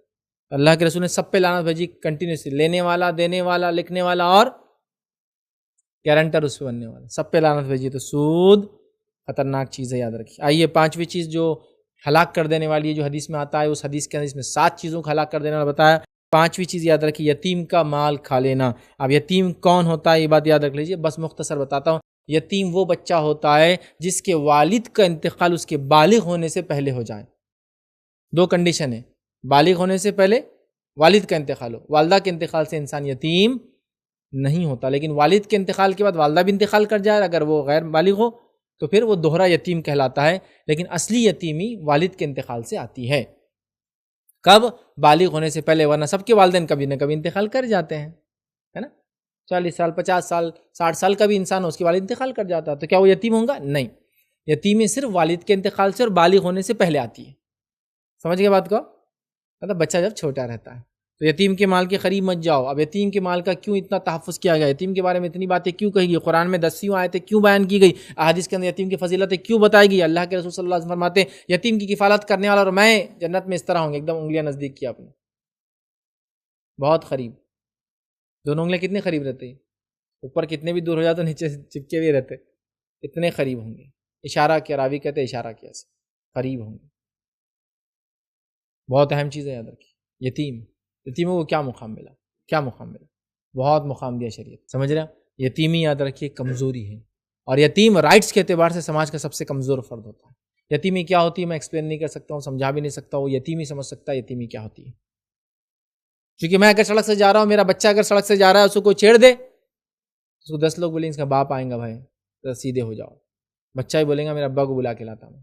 لیکن یتیم کو یہ بھی بولنے کا حق نہیں ہوتا، اس کے رائٹس نہیں ہوتے، اس کے وہ مالدار بھی ہو سکتا ہے، یتیم مالدار بھی ہو سکتا ہے، یتیم لڑکا بھی ہو سکتا ہے، یتیم لڑکی بھی ہو سکتا ہے، یتیم خاندان اس کا سب کچھ ہوتا ہے، لیکن یتیم کی یتیمی اس کی کمزوری یہ ہوتی ہے کہ اس کے بیک میں کوئی سپورٹ نہیں ہوتا ہے۔ اس کا رب تو ہے ہی اس کے ساتھ، لیکن دنیا میں جو ذرائع اللہ نے دیے، تو چونکہ اس کے رائٹس بہت آسان ہوتے ہیں مارنا، اس لیے اللہ نے اس کا سپورٹ سب سے زیادہ کیا۔ اس لیے یتیم کے بارے میں اور بھوکے کے بارے میں قرآن نے بہت کہا، کیوں؟ چونکہ بھوک کے بعد موت ہے اور یتیم سماج کا سب سے کمزور انسان ہوتا ہے، اس لیے دونوں کی اسلام نے بہت وہ کی، بھوکے کو کھانا کھلاؤ، بھوک کے روز کھانا کھلانا بڑا اہم چیز ہے۔ یتیم کے مال کے قریب ہی مت جاؤ، سوائے اس کے کہ نیکی کے، اس یتیم کو مال کھانے والا جہنم کی آنکھ پیٹ میں بھرا۔ یتیم یتیم یتیم بہت باتیں بتائی گئی، اور آج ہمارے پاس کوئی انسان یتیم ہوتا ہے، اس کا باپ مرتا ہے، ہم لوگ فوراً پلان کرتے ہیں کہ اب بھائی کی جائیداد ختم کر کے، 4 بھائی تھے، ایک نکل گیا دنیا میں، اب ان تینوں کھانا، اب بھتیجوں کو نکال کے ہکالنا ہے یہاں سے، یتیم کا حق مارتے ہیں۔ یتیم کا حق مارنا بہت کامن ہوتا ہے۔ یتیم کی کفالت کیجیے، ایسی کفالت کیجیے کہ اس کے سپورٹر بن جائیے، اس کے ڈیفینڈر بن جائیے، اس کے رائٹس کو دلوانے والے بن جائیے۔ وہ غریب ہے تو اس کی غربت میں مدد کیجیے، اگر وہ امیر ہے تو اس کے حق دلوائیے، ٹھیک ہے؟ امیر ہے یتیم، بہت مالدار ہے، 18 سال کا ہو جائے گا قانونی اعتبار سے تو 50,000 کروڑ کا مالک ہو جائیں گے، ٹھیک ہے، لیکن ابھی یتیم ہے، وہ ابھی اس کے رائٹس دلانے تک، اس کی اس عمر کو پہنچنے تک آپ کو اس کی مدد کرنا ہے۔ چونکہ مشرکین مکہ یتیموں کے ساتھ بہت برا سلوک کرتے تھے، یتیم بچوں کو یا تو گھروں سے ہکال دیا جاتا یا تو ان کو بیچ دیتے تھے غلام بنا کر، اور کیا کرتے تھے، نہیں تو بھائی کی جائیداد نہ جائے بول کر اس کی جو ماں ہوتی تھی اس کا نکاح دوسرے اس کے یا تو بھائی کر لیتا تھا کوئی، یا تو دوسرے اس کے بیوی سے جو بچے ہوتے ہیں ان سے شادیاں کروا دیتے تاکہ وہ بیوہ بھی گھر سے باہر نہیں جانا، ورنہ رائٹ مانگیں گی کل کو کہ دو میرا میرے بچوں کا، تو ماں سے بچوں کی شادیاں کرا دیتے تھے، سگے نہیں، سمجھ رہے نا؟ ایک آدمی کو 2 بیویاں ہیں اور لڑکی ہے تو کیا کرتے تھے، وہ عورت باہر نہ جا بول کے شادی کر، یا تو اٹکا کے شادی، اور یتیم بچیوں کیا کرتے تھے معلوم، بولتے تھے تم بڑے ہوں گے نا ہمارے بچوں شادیاں کریں، رکے رہو بیچاریاں رک کے بوڑھی ہو جاتی، شادی نہیں کرتے تھے، رکنے کا مقصد جائیداد نہ لے کے جائے، سمجھ رہے؟ لیکن آج ہم بھی یتیموں کا مال کھانے والے بن گئے۔ یتیموں کا حق مارنے والے کا کیا معاملہ ہوتا ہے، سنیے اللہ رب العزت قرآن میں کیا فرماتا ہے، سورہ نساء آیت نمبر 10 میں، ان الذین یأکلون اموال الیتامی ظلما انما یأکلون فی بطونہم نارا وسیصلون سعیرا۔ اللہ فرماتا ہے، کہتا ہے جو لوگ ظلم کرتے ہیں، یتیموں کا مال ہڑپ جاتے ہیں، وہ در حقیقت اپنے پیٹوں میں آگ بھرتے ہیں اور عنقریب جہنم کی دہکتی ہوئی آگ میں ڈال دیے جائیں گے۔ یتیم کے مال کے قریب بھی مت جائیے سوائے اچھی نیت کے، ٹھیک ہے؟ تو یتیم کا بڑا حق ہے۔ دوسری جگہ اللہ رب العزت نے فرمایا رکھا یتیم کے بارے میں، یتیم کے مال کے قریب بھی مت جاؤ سوائے اس کے کہ اچھے طریقے سے، جب تک کہ وہ بالغ نہ ہو جائے۔ مطلب اس کے سپورٹ کے لیے آپ اس کے مال کے قریب جا سکتے ہیں، ہیلپ کے لیے جا سکتے ہیں، سیف گارڈنگ کے لیے جا سکتے ہیں، اس کے مال کو بچانے جا سکتے ہیں، لیکن بری نیت سے نہیں جا سکتے۔ آئیے چھٹا گناہ جو انسان کرتا ہے جو ہلاک کر دینے والا ہے، میدان جنگ سے پیٹ پھیر کر بھاگنا۔ میدان جنگ سے پیٹ پھیر کر بھاگنا گناہ کبیرہ ہے، یاد رکھیے، چونکہ ایک آدمی کے بھاگنے سے صفیں ٹوٹنا شروع ہو جاتی ہیں۔ یہ میدان جنگ کے واقعات آپ نے دیکھی ہو یا جنگوں وغیرہ کی تفصیلات دیکھتے ہو تو آپ کو پتہ ہوگا۔ ایک آدمی اگر جنگ کے میدان سے بھاگو بول کے پلٹ گیا تو کئی لوگوں کی ہمتیں اکھڑنا اور ٹوٹنا چالو ہو جاتی ہیں، اور جیتتی ہوئی جنگیں لوگ ہار جاتے ہیں۔ بڑا سخت جرم ہے۔ میدان جنگ سے یاد رکھے پیٹ پلٹ کے بھاگنا حرام ہے، سوائے دو کنڈیشنز کے اندر پیٹ پھیر کر آپ پلٹ سکتے ہیں۔ پہلا، کوئی چال ہو، آلریڈی پلانڈ ہو، کیا ایسا اپن کریں گے تو جائز ہے پیٹ پھیرنا۔ مطلب پلان یہ تھا کہ اپن ایسا جائیں گے دشمن کے قریب پھر بھاگ جائیں گے، پلان تھا پہلے سے، تو پھر وہ جائز ہوا۔ اور دوسری شکل یہ کہ آپ اپنے فوج سے اتنے زیادہ ٹوٹ کے دور چلے گئے ہو کہ فوج سے ملنا ضروری ہے تو بھی آپ بھاگ کے آ سکتے، پیٹ پھیر سکتے ہیں۔ مثال کے طور پہ ٹکڑوں میں لڑتے ہیں نا جنگیں، جو ہوتی بیٹالین سے آج بھی ہوتی ہے، اس زمانے میں ٹکڑیاں ہوتی تھی، تو سمجھو ایک ٹکڑی لیفٹ سے لڑ رہی ہے، یا ایک رائٹ فلانک ہے، لیفٹ فلانک ہے، مڈل فلانک ہے، اور لڑ رہے ہیں۔ اب ایک ٹکڑی لیفٹ اتنی دور چلے گی دشمن بیچ میں آنے کے چانس ہو جاتے ہیں نا، وہ پلٹ کے بھاگ سکتے ہیں۔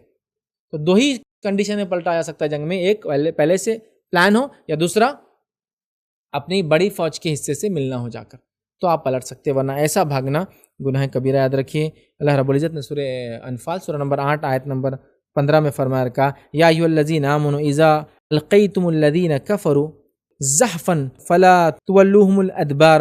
اللہ فرماتا ہے، کہتا اے ایمان والو، جب تم کافروں کے بالمقابل صف آرا ہو جاؤ تو پیٹ مت پھیرو، تو پیٹ نہیں پھیرنا۔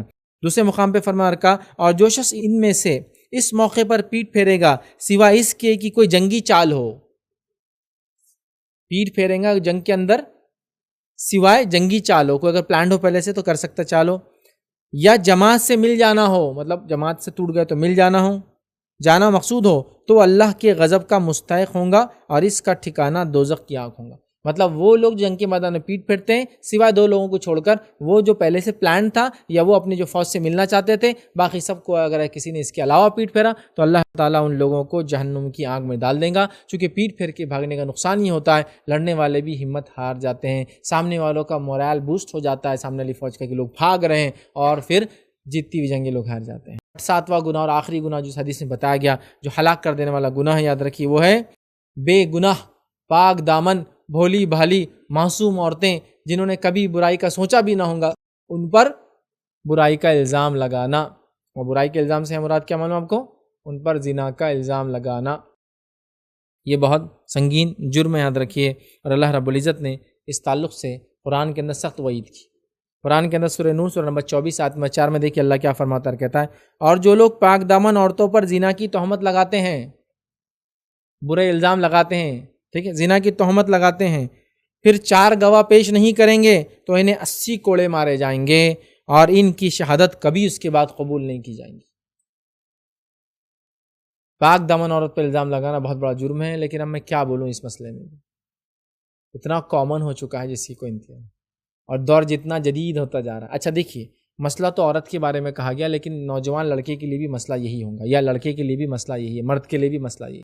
لیکن چونکہ قرآن نے عورت کا لفظ اس لیے وہ کیا، لڑکی کے بارے میں اس لیے کہا چونکہ اکثر یہ وکٹم ہوتی ہے، زیادہ تر ان کے خلاف یہ ہوتا ہے، لیکن یہ مسئلہ سب کے لیے، یہ مسئلہ سب کے لیے، بات یاد رکھیے۔ کوئی بھی اگر کسی مومنہ عورت پہ الزام لگائیں گا اس کے لیے گناہ سنگین جرم ہے، یاد رکھیے، اور کوئی مومن مرد پہ بھی یہ کریں گا تو سنگین جرم ہے، لیکن عورتیں چونکہ وکٹم ہوتی ہے اس لیے زیادہ ان کے بارے میں کہا گیا۔ لیکن آج مرد اور عورت دونوں وکٹم ہوتے ہیں۔ آج دیکھیے ایک لڑکے کو شادی نہیں کرنا کسی لڑکی سے، اپنے ماں باپ کو بغیر سوچ سمجھے بول دیتا رہے لڑکی کیریکٹر ٹھیک نہیں ہو رہا ہے، نہیں ہو رہا، کر رہے ہیں لوگ بنداس۔ کسی پہ بھی الزام لگا دیا، بھائی لڑکی پسند نہیں آ رہی، اب چھوڑ دینا ہے مجھے، تو ارے زانیہ ہے وہ، پہلے سے لگ رہا اس کا کچھ تو بھی تھا، تے کو چھوڑنا، لیکن تو نے کیا کیا، ایک بھولی بھالی عورت پر جس نے کبھی سوچا بھی نہ تھا کسی کے ساتھ کوئی عمل کرے، تو نے اس پہ الزام لگا دیا۔ اور بہت کامنلی شادی بیاہ کو جب توڑنا ہوتا ہے لوگوں کو بہت کامنلی لگا دیتے ہیں، نہیں لڑکی کو چھوڑنا ہے، لڑکے کو نہیں جی ان کے بہت افیرات چل رہے، کہاں انہوں نے کیا کیا کر لی جا کے حرکت، لڑکے کو لڑکی کو چھوڑنا ہے، نہیں میرے کو شک ہے شادی کی پہلی رات میرے کو سمجھ میں آ گیا تھا اس کے پہلے فلاں تھے۔ حالت یہ ہے، بلکہ نوجوانوں میں تو اتنا معاملہ چل پڑا کہ لوگ پیچھے سے لڑکی کی چال دیکھ کے بول دیتے یہ زانیہ ہے یا نہیں ہے، اتنے بھاری اور دھارکاری لوگ ہیں ہمارے پاس۔ لیکن یہ جو الزام ہے ہلاک اور برباد کر دیں گا آپ کی زندگی، چونکہ میں نے یہ دیکھا اپنی زندگی میں بندوں کے معاملے میں اللہ رب العزت دنیا میں ہی بتا دیتا ہے، اپنا معاملہ وہ رکھتا ہے بات کے لیے۔ نافرمان اولادوں کو دیکھیے آپ دنیا میں سزا دیکھیں گے، آپ وہ لوگ جو دوسروں پہ ظلم کرتے ہیں ان کو دنیا میں آپ لڑتے ہوئے دیکھیں گے، وہ لوگ دوسروں کا جو حق مارتے ہیں دنیا میں سزا دیکھیں گے، وہ لوگ جو دنیا میں الزام لگاتے ہیں دنیا میں ذلیل ہوتے ہوئے دیکھیں گے آپ ان کو۔ تو آج کل بہت کامن ہو چکا ہے کسی پر بھی ایک چٹکی میں بول دینا کہ یہ زانی ہے، کیریکٹر لیس ہے، کیریکٹر پہ دھبا ہے۔ میننگ کیا رہتا ہے آپ سمجھ لیجیے، کسی مرد کو انہوں نے پہلے ہی سمجھ لیا ہے، یہ بالکل بنداس بول دیا جا رہا ہے، مجھے لڑکی نہیں پسند ہے تو بولنے کے لیے میں نے کالج میں معلومات لیا وہ لڑکی اچھی نہیں، ان کو پسند نہیں بول کے اچھی نہیں ہوں، اور کیوں اچھی نہیں؟ ارے وہ تو کیریکٹر لیس، سمجھ رہا؟ بہت آسانی سے لگا دیتے ہو، آخرت میں بہت بھیانک بھرپائی اس کی کرنا پڑیں گی، اس بات کو یاد رکھ لو، یاد رکھیے۔ اس کی گواہی قبول نہیں ہوگی اگر عورت پہ الزام لگائے تو 80 کوڑے کا حکم دیا۔ اسی سورہ نور سورہ نمبر 24 کی آیت نمبر 23 میں اللہ نے فرمایا کہا، سنی کیا کہا، جو لوگ پاک دامن بھولی بھالی غافل لڑکی جس کو کبھی سوچی بھی نہیں کہ اس نے کسی اور کے ساتھ برا عمل کریں گی، غافلات سوچے بھی نہیں انہوں نے کبھی کسی کے ساتھ برا عمل کریں گے، تو کیا فرمایا اللہ نے، جو الزام لگاتے ہیں بھولی بھالی نیک لڑکی پر جو سوچتی بھی نہیں کبھی ایسا کوئی عمل کریں کسی کے، غافلات مؤمنات جو ایمان والی ہے، لعنت ہے ان لوگوں پر جو ایسے الزام لگاتے ہیں اس دنیا میں۔ کس کی لعنت ہے؟ اللہ کی لعنت ہے دنیا میں، والآخرت، اور آخرت میں اللہ کی لعنت ہے ایسے لوگوں پر، ولہم عذاب عظیم، اور ان کے لیے دردناک عذاب ہے، اور ان کے لیے بڑا عذاب ہے۔ سمجھ رہا؟ دنیا میں لعنت، آخرت میں عذاب، دنیا میں لعنت اللہ کی، آخرت میں لعنت اللہ کی، اور آخرت میں بڑا عذاب۔ کبھی کسی کیریکٹر پہ انگلی مت اٹھائی اللہ کے لیے، یہ آسان نہیں ہوتا ہے، لیکن ہمارے سماج میں بہت آسانی سے یہ میرج کے ٹوٹنے کے ایشو میں تو ساسوں نے بہوؤں پر اور شوہروں نے بیویوں پر ایسے الزام لگائے ہیں، یہ بالکل اٹھاؤ اور پھینک دو سیدھا یہ تہمت۔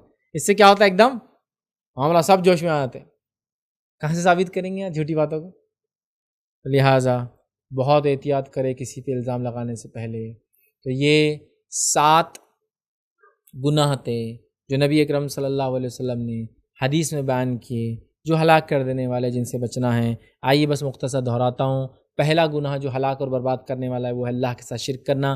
دوسرا گناہ جو ہلاک اور برباد کرنے والا ہے وہ ہے سحر جادو کا کرنا۔ تیسرا گناہ جو ہلاک اور برباد کرنا ہے وہ ہے قتل کرنا۔ چوتھا گناہ جو ہلاک اور برباد کرنے والا وہ ہے ربا، سود کا معاملہ کرنا۔ پانچواں گناہ جو ہلاک اور برباد کرنے والا یاد رکھیے وہ یہ ہے کہ انسان یتیم کا مال کھائے۔ چھٹا گناہ ہے وہ جو ہلاک اور برباد کر دینے والا یاد رکھیے وہ یہ ہے کہ انسان جو ہے جنگ کے میدان میں پیٹ پھیر کر بھاگے۔ اور ساتواں گناہ جو خطرناک گناہ ہے جو ہلاک کر دینے والا ہے وہ یہ معصوم بھولی بھالی مومن عورتیں جو غافل ہے برائی سے، اس پر زنا کا، بدکاری کا، برائی کا الزام لگانا۔ تو یہ 7 ہلاک کر دینے والے گناہ چونکہ ایک ہی حدیث میں آتے ہیں، میں نے آپ کے سامنے رکھے۔ ویسے تو گناہ سے چاہے حدیث میں اس طرح سے آتے الگ الگ آتے بچنا چاہیے، بٹ ان سیریز نبی اکرم صلی اللہ علیہ وسلم ایک کے بعد ایک ان گناہوں کو گنوائے، تو میں نے سوچا بہتر ہے یہ گناہ میں آپ کے سامنے رکھوں۔ تو یہ وہ 7 ہلاک کر دینے والے گناہ تھے جن سے ہمیں بچنا چاہیے۔ گناہ بہت خطرناک چیز ہے، یہ تھوڑے تھوڑے نظر آتے ہیں لیکن جب جمع ہو جاتے ہیں تو بہت خطرناک ہوتے ہیں۔ اگر بڑا ہے تو اس کی مثال ایسی ہے کہ لکڑی، سوکھی لکڑی میں ایک بڑی آگ ڈال دی، جبھی جل جائیں گی، اور اگر چھوٹے چھوٹے اور آپ سمجھ رہے چلیں گا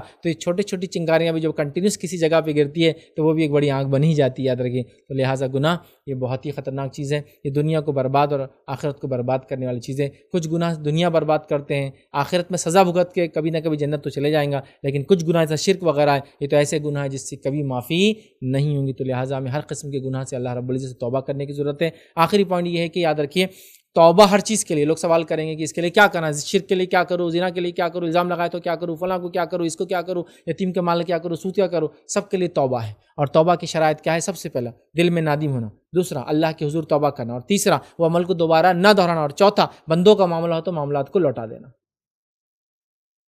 ٹھیک ہے، تو 3 اللہ کے معاملے میں 4 بندوں کا، یہ کر لیجئے۔ توبہ کے دروازے کھلے ہیں، کب تک؟ جب تک کہ میں سکرات کی حالت میں نہ چلے جاؤں، یا آپ سکرات کی حالت میں نہ چلے جائیں، یا تب تک جب تک کہ قیامت کی کوئی بڑی نشانی سامنے نہ آ جائے۔ دروازے کھلے ہیں، توبہ کیجیے، لیکن توبہ کو ہرگز یہ نہ کرے کہ گناہ کرتے چلے توبہ توبہ توبہ توبہ، گناہ کرتے چلے توبہ توبہ توبہ، یہ نہیں چلے گا۔ توبہ کی کنڈیشن کیا ہے؟ دل میں نادم ہونا، توبہ کرنا، اور تیسری دوبارہ نہ کرنا، ٹھیک۔ اور بندوں کا معاملہ ہو تو اس کو لوٹا دینا، دے دینا، پہنچا دینا، بتا دینا، جو بھی ہے۔ غیبت کی تھی تو معافی مانگ لینا، پیسہ لیا تھا تو لوٹا دینا، زمین لی تو واپس دے دینا، یہ کرنا ضروری۔ یاد رکھے تو گناہوں سے ہم بچیں تاکہ دنیا بھی کامیاب ہو اور آخرت بھی ہماری کامیاب ہو، کیونکہ گناہ انسان کو برباد کر دیتے ہیں، جیسا بیماریاں انسانی جسم کو برباد کر دیتی ہیں، گناہ بھی یاد رکھے انسان کو دنیا میں برباد کر دیتے ہیں، ایک اچھی زندگی وہ ایمانی نہیں جی سکتا اور آخرت تو پوری خراب کر دیتے ہیں۔ لہٰذا ہر قسم کے گناہ سے ہم بچیں، اور خاص طور سے 7 گناہوں سے اپنے آپ کو اور اپنی نسلوں کو بچانے کی ہم کوشش کریں۔ اسی پر اپنی بات کو میں ختم کروں گا۔ اللہ رب العزت سے دعا ہے کہ اللہ سبحانہ تعالیٰ ان تمام قسم کے گناہوں سے ہماری حفاظت کرے، ان 7 قسم کے گناہوں سے ہماری حفاظت کرے، جب تک ہمیں زندہ رکھے ایمان اور اسلام پر زندہ رکھے، ہمارے جو گناہ ہو چکے انہیں معاف کرے، آنے والی زندگی میں ہمیں گناہوں سے بچائے، جب تک ہمیں زندہ رکھے ایمان اور اسلام پر زندہ رکھے، جب بھی ہمیں موت دے ایمان پر ہمیں موت دے۔ وآخر دعوانا ان الحمد للہ رب العالمین، سبحان ربک رب العزت عما یصفون وسلام علی المرسلین والحمد للہ رب العالمین۔ کوئی بات اس درس سے نہ سمجھی ہو یا آپ کا کوئی سوال ہو تو پوچھ لیں۔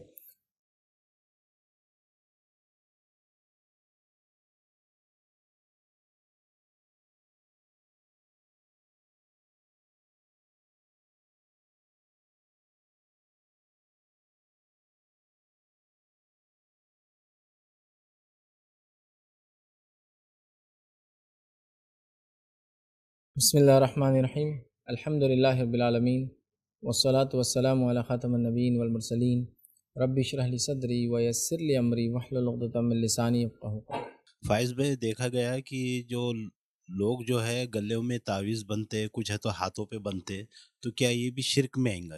بھائی نے سوال کیا کہ جو تعویذات وغیرہ باندھے جاتے ہیں کیا یہ بھی شرک ہے؟ پہلی بات یاد رکھیے، تعویذ وغیرہ نبی اکرم صلی اللہ علیہ وسلم، صحابہ، تابعین، طب تابعین سے تعویذ باندھنا بالکل بھی ثابت نہیں ہے۔ لوگ بہت سارے دلائل لے کے یہ ثابت کرنا چاہتے ہیں کہ اللہ کے رسول صلی اللہ علیہ وسلم کے بعد صحابہ نے اور دیگر لوگوں نے تعویذات باندھے، اس کے لیے کوئی ان کے پاس بیسس نہیں ہے، یاد رکھیں۔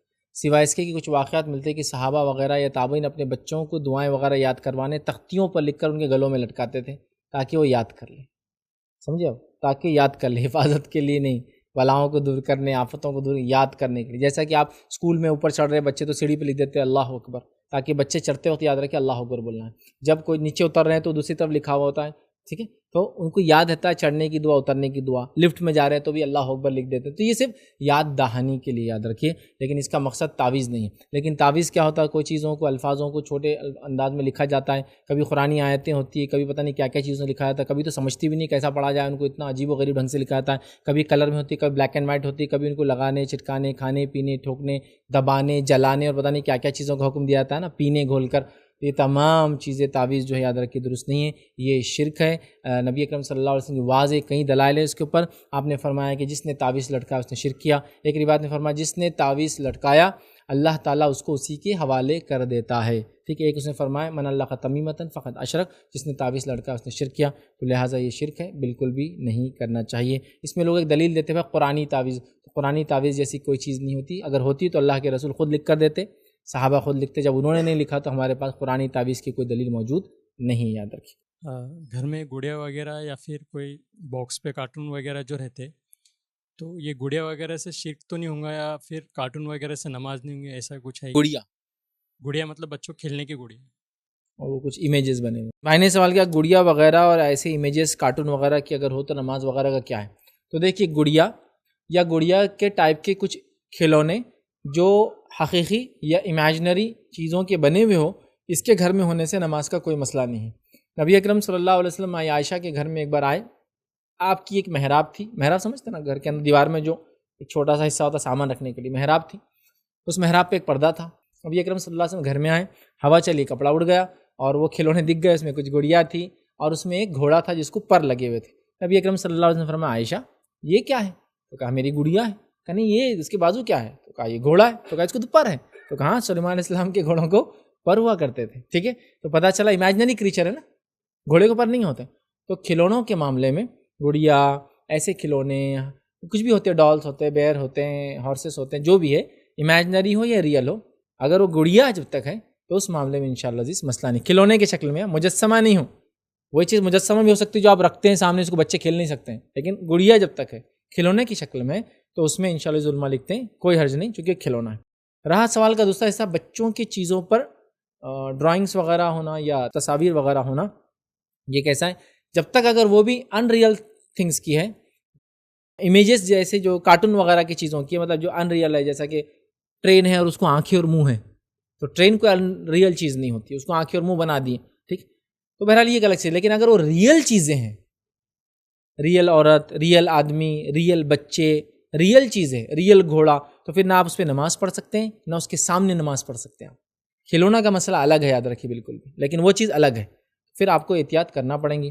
لیکن یہ پریکٹیکل مسئلہ میں بھی جانتا ہوں، بچوں کے کپڑے لینے جاتا ہوں تو اتنی اسکیننگ کرنا پڑتی ہے، چونکہ کوئی کپڑا بغیر امیج کے ملتا نہیں ان کا، کوئی ان کی اوڑھنے کی چادر آپ کو بغیر امیج کی ملیں گی ہی نہیں، اتنے امیجز ہوتے ہیں کہ جس کی کوئی انتہا نہیں، اس میں سب سے بھدی، سب سے بھونڈی سلیکٹ کرنا پڑتی ہے آپ کو، جبکہ کوئی آپشن ہی اگر نہ ہو تو کیا کریں، ہے ہی نہیں آپشن، یہاں تو بھی کچھ تو بھی ہے، چھوٹا تو بھی کچھ تو بھی ہے، پھر دیکھنا پڑتا ہے صورت نہ دکھے، صورت نہیں، صورت کے اندر جو کنڈیشن ہوتے ہیں کسی چیز کی صورت کو مسک کرنے کا طریقہ کہ صورت میں 3 چیزیں ہوتی ہیں، اس کو تصویر کہتے ہیں، آنکھ، ناک اور کان۔ تو پھر ایسے ہی دیکھتے ہیں ہم کہ آنکھ تو بھی نہ ہو، کان اور ناک تو بھی نہ ہو، اس میں پھر خالی آنکھیں ہیں تو چل جائیں گے، چونکہ تصویر میں کاؤنٹ پھر نہیں ہوتا ہے۔ یا پھر ایسا شیپس کی منہ وغیرہ تھوڑا سا مسک ہو، جیسا کہ ہماری عائشہ کے گھر پر ایک بار پردے تھے جس پر انسان بنے ہوئے تھے لمبے لمبے، جبرائیل علیہ السلام آپ کے گھر میں نہیں آئے، اس کے بعد اللہ کے رسول صلی اللہ علیہ وسلم کو بتایا کہ میں گھر میں اس لیے نہیں آیا کہ پردے پر شکلیں بنی تھی، تو اللہ کے رسول نے پھر عائشہ سے کہا کہ کیا کرو، ان کے منہوں کے اوپر کچھ لگا دو تو پھر وہ لمبے لمبے جھاڑ جیسے دکھیں گے، مسک کر دیا چہرے کو، تو پھر وہ مسک کر دیا گیا۔ تو آپ بھی یہ کر سکتے کہ اب مجبوری ہے، لا لیا تو مسک کر دے، کوئی دوسرا کلر سے پینٹ کر دیا کہ آنکھیں چھپا دی، یا پھر اگر نکلتے دھاگے وغیرہ اسٹیچز اوپر تھے تو کھول کے اتنا نکال دیا، تو وہ ہوتا ہے نا کبھی کچھ، تو بہرحال کچھ نہ کچھ کرنا ہوگا پریکٹیکلی، میں بھی جانتا ہوں بہت مشکل ہوتا، یا پھر آپ سلیکٹ کریں مل جائے تو پھر زیادہ بہتر ہوگا انشاءاللہ۔ لیکن پھر اس پہ نماز پڑھنا ریئل چیزوں پر، اس کو سامنے لگانا درست نہیں ہوگا، چونکہ وہ تصویریں ہیں یاد، اور ان کا گھر میں رکھنا بھی میں کہوں گا بہرحال درست نہیں ہوگا۔ شرک کا مطلب سمجھ میں نہیں آیا اس لیے پوچھ۔ شرک سمجھ میں نہیں آیا، اچھا شرک کا معنی؟ ہاں، شرک کا معنی۔ بھائی نے ایک سوال کیا تھا شرک کے تعلق سے کہ شرک کیا ہوتا ہے، تو یاد رکھیں شرک کا معنی ہوتا ہے شریک کرنا، پارٹنر بنانا، ایسوسیٹ کرنا، ٹھیک ہے، تو اسی سے لفظ شرکہ بھی آتا ہے۔ آپ سعودی وغیرہ میں دیکھیں گے کمپنی کو بولتے الشرکہ، شرکہ مطلب پارٹنرشپ یا کمپنی، مطلب لوگ مل کر کوئی چیز چلا رہے ہیں۔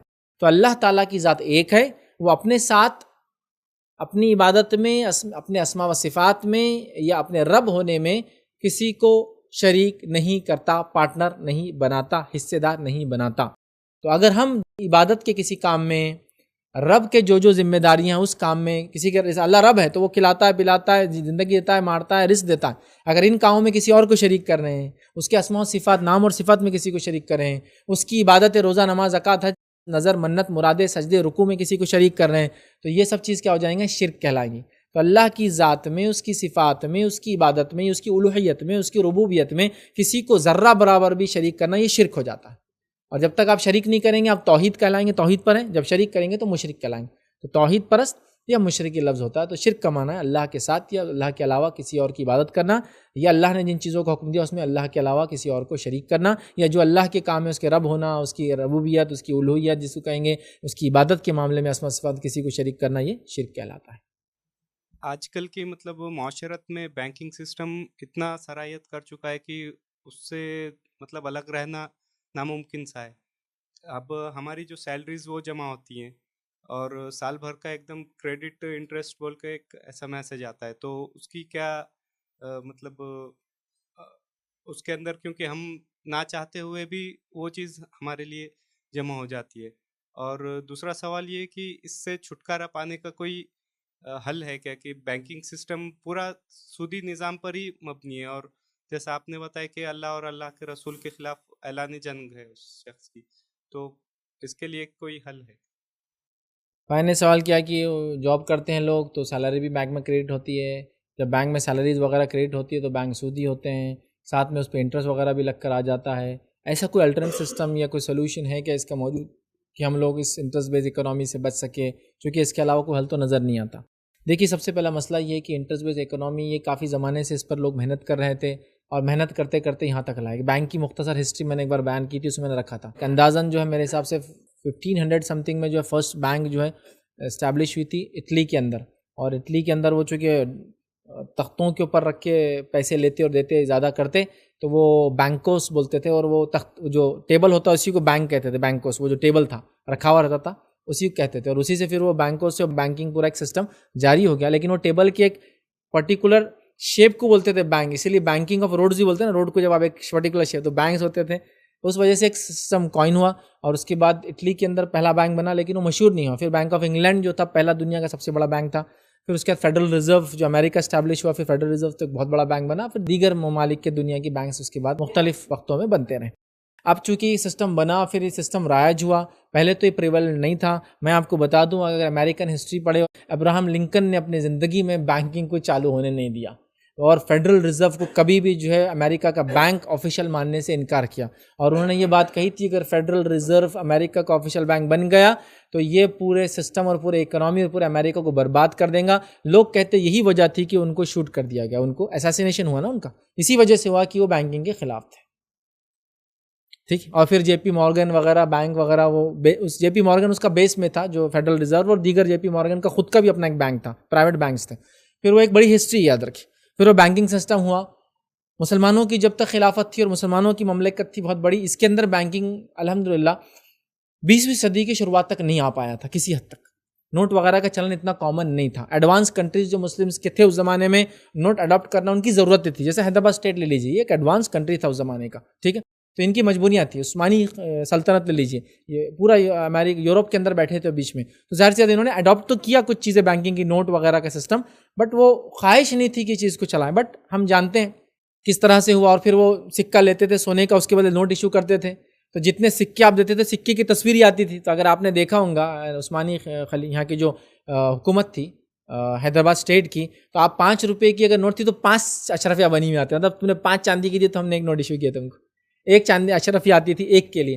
پھر انڈین کرنسی میں تو سیم 1 روپے کا کوائن بنا ہوا تھا 2 روپے کا، وہی سسٹم تھا. تو یہ سسٹم اچانک نہیں آیا دنیا میں، یہ سودی نظام دھیرے دھیرے آیا اور اس نے ایسا کیپچر کر لیا. اور افسوس کی بات ہے دنیا کے پاس ایک الٹرنیٹ نظام تھا اسلامک بینکنگ کے شکل میں. دنیا کے اس زمانے کے میجورٹی آف مسلم کنٹریز اسی کے تحت چل رہے تھے، سمجھے. لیکن وہ فائنانس، وہ اکنامیکل سسٹم کو ایسا پریٹینڈ کیا گیا کہ دنیا میں یہ جو سودی نظام ہے، انٹرسٹ بیس اکنامی کے علاوہ کوئی الٹرنیٹیو ہے ہی نہیں، ایسا پریٹینڈ کیا گیا. اور دنیا نے اس کو دھڑا دھڑ اڈاپٹ کرنا شروع کر دیا، چونکہ ان کو بڑے اکنامیکل بینیفٹس اس میں نظر آئے، جس کے نتیجے میں بہرحال آج یہاں آئے ہم اور آج ہم پھنس چکے ہیں. اب ایسے سسٹم میں کیا کوئی الٹرنیٹ ہے؟ دیکھیے دھیرے دھیرے کر کے کچھ ممالک میں، سب نہیں، کچھ ممالک میں Islamic banking, Islamic finance, Islamic economical system کے ماڈلز آ رہے ہیں. آپ دیکھیے Islamic bank of Great Britain ایک اچھی مثال ہے کہ یو کے کے اندر ایک بینک ہے جو مسلمز بھی نہیں چلا رہے. معلوم اس کی تعجب خیز بات ہے، نان مسلم جس کو انٹرسٹ پسند نہیں تھا انہوں نے ایک بینک ڈالا اور مسلمز نے دھڑلے سے پھر اس میں کافی حصہ لیا، چونکہ مسلم تو چاہ ہی رہتے کہ ایسا کوئی بینک ہو جس کے اندر ان کا پیسہ سود وغیرہ، لیکن ان کو سود کی برائیاں نظر آئی تو انہوں نے اس پہ کام کیا اور ڈال دیا. بعد میں انہوں نے اسلامک ماڈل لے لیا، Islamic bank of Great Britain, ٹھیک ہے. اس کے علاوہ اب تو ابو ظہبی اسلامک بینک ہے، نورا اسلامک بینک ہے، اس کے بعد ملیشیا کا اپنا ایک اسلامک بینک ہے، اور کئی اسلامک بینکنگ ماڈل آ رہے ہیں. لیکن اس کا پرابلم یہ ہے کہ سودی اکنامی جہاں پہلے سے چل رہی ہے وہاں جو ہے یہ چیز کو لوگ اڈاپٹ نہیں ہونے دے رہے، کیونکہ اسلامک بینکنگ کا جو بیسک فنڈامنٹل رول ہے وہ یہ ہے کہ جتنا پیسہ یا جتنا لون مارکیٹ میں ہوگا، جتنا پیسہ ہوگا وہ بیکڈ بائی ایسٹ ہوگا کبھی بھی. یہ رول ہے اس کا. جیسا کہ مثال کے طور پر اگر آپ کو ہم 10,000 روپے دیں گے، 10,000 کا سونا رکھیں گے، ایسٹ بیکنگ ہے اس کی. آپ نے 10 لاکھ روپے کا لون لیا تو آپ کا گھر ہمارے پاس رہیں گا، ایسٹ اس کی بیکنگ ہے. اگر ہم اپنے شیئر کی ویلیو بڑھا رہے اتنا تو اتنا ہمارے پاس گولڈ ریزرو میں بیکنگ ہوتی ہے. تو Islamic banking is always backed by asset, جس کے نتیجے میں یہ پھگا نہیں بنتا کبھی بھی. لیکن اس کا مسئلہ یہ ہے کہ پھر یہ اتنا بڑا بھی نہیں ہوتا کیونکہ بیکنگ ایسٹ کی ہوتی ہے، اور ایسٹ جب بیکنگ ہوتی ہے تو یہ ریئل اکنامی ہے. اب سودی اکنامی کیا ہوتی ہے تھوڑا سمجھ لیجیے، اس میں بیکنگ نہیں ہوتی ایسٹس کی، ایسٹس کی بیکنگ نہیں ہوتی. صرف ایگزامپل دیتا ہوں، امریکہ کے اندر گھروں کے ریٹ بڑھ رہے تھے. نتیجہ یہ ہوگا کہ بھائی ایک 500 یا 100,000 ڈالرز کے اندر ایک گھر مل رہا ہے ایک ایسی ویسی جگہ پر، یا 0.5 ملین میں یا 1 ملین کے اندر آپ کو اگر نیو یارک وغیرہ کے قریب گھر لینا ہے تو ڈالرز میں گھر مل رہے ہیں. سمجھ لیجیے ایک سبرب میں، وہ بھی اس کے نیو یارک سینٹر میں نہیں، سبرب میں مل رہے ہیں. اب کیا ہو گیا، یہ سودی اکنامی کا سسٹم رہتا تو چیزوں کے دام سوڈو بڑھتے، جھوٹ بڑھتے۔ اب ہوا یہ کہ خوب دام بڑھ گئے، لوگوں نے گھر لے لی، سب لے لیا۔ اب بینک نے بولی قرض دو، تو پورے بینکنگ سسٹم میں اتنا پیسہ تھا ہی نہیں جتنا لون دیا گیا، چونکہ لون ڈیجٹ میں دیا گیا۔ بھائی آپ کو کتنا لون ہونا؟ 5 لاکھ، تو 5 لاکھ کریڈٹ کارڈ میں آپ کے بڑھا دیے گئے۔ آپ نے جا کے چیزیں خریدی کریڈٹ کارڈ سے، لیکن اب جو کریڈٹ کارڈ سے لے لیے تو چیزیں تو آپ کو ڈیجٹ گئے، ڈیجٹ آئے، لیکن جب آپ کو پیسہ واپس کرنا ہے تو وہ تو آپ کو فزیکل کرنسی میں کرنا ہے۔ اتنی فزیکل کرنسی کبھی چھپی نہیں جتنی ایشو ہوئی لونز کے شکل میں۔ جب وہ گورنمنٹ نے بولی بھائی لون کلیئر کرو، تو لوگوں نے کیا بولے؟ گھر واپس لے لو، پیسہ نہیں ہے ہمارے پاس۔ تو گھر جو جس کی ریئل ویلیو $10,000 تھی، جو بڑھ کے سوڈو، چونکہ اکنامی جھوٹی اکنامی ایسی ہوتا، وہ $100,000 ہوتا، $1,00,000 ہو چکی تھی۔ جب لوگوں نے کیا کیا، بولا ہم لون نہیں دے سکتے، تم گھر واپس لے لو۔ جب گورنمنٹ گھر واپس لینے لگی تو گھر کی اصل ویلیو صرف 10,000 ہی آئی، 90,000 سوڈ ہوتے، جھوٹ تھا۔ اسی لیے کیا ہوتا ہے، اس کو بولتے کولیپس۔ لوگ ہوم لیس ہوئے نا، یہ وجہ سے ہوئے، اس کو بولتے کولیپس، ریسیشن بولتے ہیں اس کا۔ اچھے ایسے ٹرمز دیتے، وہ لگنے میں اچھا لگتا تھا۔ بیماری بھی ایسی ہو کہ نام بڑا ہوتا اچھا لگتا تھا، بڑی بیماری بھی اپنی چھوٹی موٹی نہیں، ریسیشن ہے نا۔ جیسا پائلز بولے لگتا کوئی بڑی بیماری، بواسیر، گندی بیماری ہے نا۔ تو نام بھی ایسے، ریسیشن اور گلوبل، یہ اکنامیکل کرائسس، ایسا اچھا لگتا نا، اور فلاں، یہ سب نام دے دیتے ہیں بڑے بڑے، اور لوگ ہوئے۔ اب مسئلہ یہ ہے کہ چونکہ الٹرنیٹ ہے، لیکن جہاں سودی اکنامی چلتی ہے وہ لوگ اس کو اڈاپٹ کرنے کو ریڈی نہیں ہیں، چونکہ اگر وہ اس میں جائیں گے تو ایسٹ بیکنگ ان کے پاس ہے ہی نہیں۔ حالت یہ ہے کہ ایک ریزرو بینک نے ایک بینک کو $100 ادھار دیا، انہوں نے $100 کے بیسس پہ $1,000 کے لون سے ایشو کیے۔ یہ کیے معلوم بینکس نے۔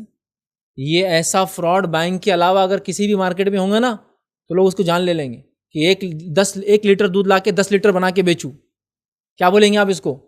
ملاوٹ۔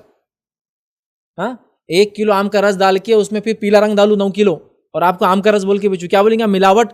لیکن یہ ہمارے فائنینشیل سسٹم میں یہ لاؤڈ ہے کہ ایک بینک 10% جو اس کے پاس ہوتا ہے اس کے بیسس پر 100% ایشو کر سکتا ہے لون، معلوم آپ؟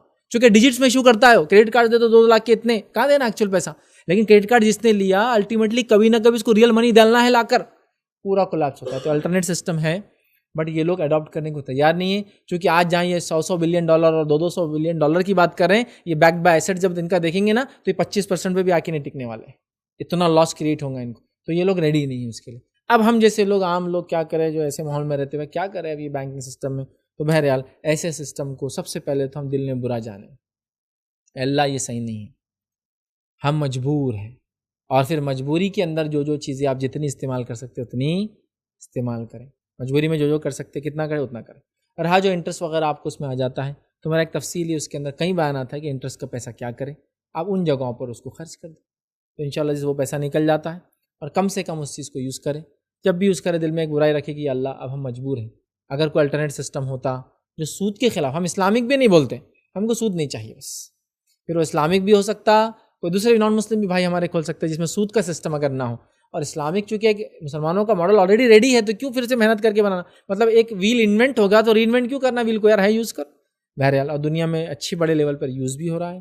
میں سمجھتا ہوں پچھلی جو رپورٹ میں نے پڑھا تھا $900 بلین کا ایسٹ ہے آج اسلامک بینکس کے پاس، جو کہ وہ 2006 میں 11 میں 14 میں ریسیشن میں اس کو 1% بھی دھکا نہیں لگا، چونکہ 100% بیکڈ بائی ایسٹ تھا، ڈوبنے کا کوئی چانس باقی نہیں تھا۔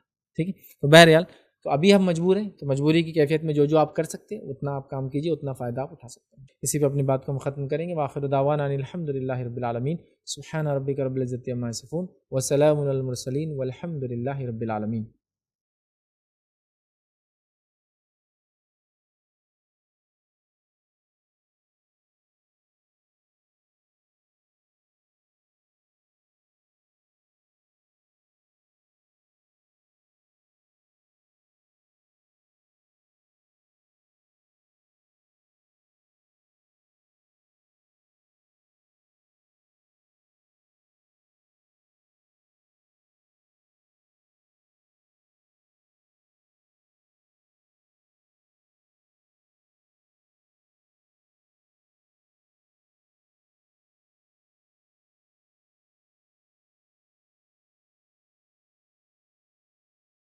السلام علیکم، آپ بھی ہمارے اس کام میں تعاون کریں اپنی زکات و صدقات کے ذریعے۔ ڈونیشن ڈیٹیلز کے لیے ڈونیٹ پر کلک کریں۔ اگر آپ کو ہمارے ویڈیوز پسند آئے ہیں تو اسے شیئر کریں اور ثواب کے حقدار بنیں۔ روزانہ ہمارے ویڈیوز کو پانے کے لیے ہمارے یوٹیوب چینل کو سبسکرائب کریں اور بیل آئکن دبائیں۔ ہم سے دیگر سوشل میڈیا پر جڑنے کے لیے ویڈیو میں دیے گئے آئی ڈی کو سرچ کریں۔ جزاک اللہ۔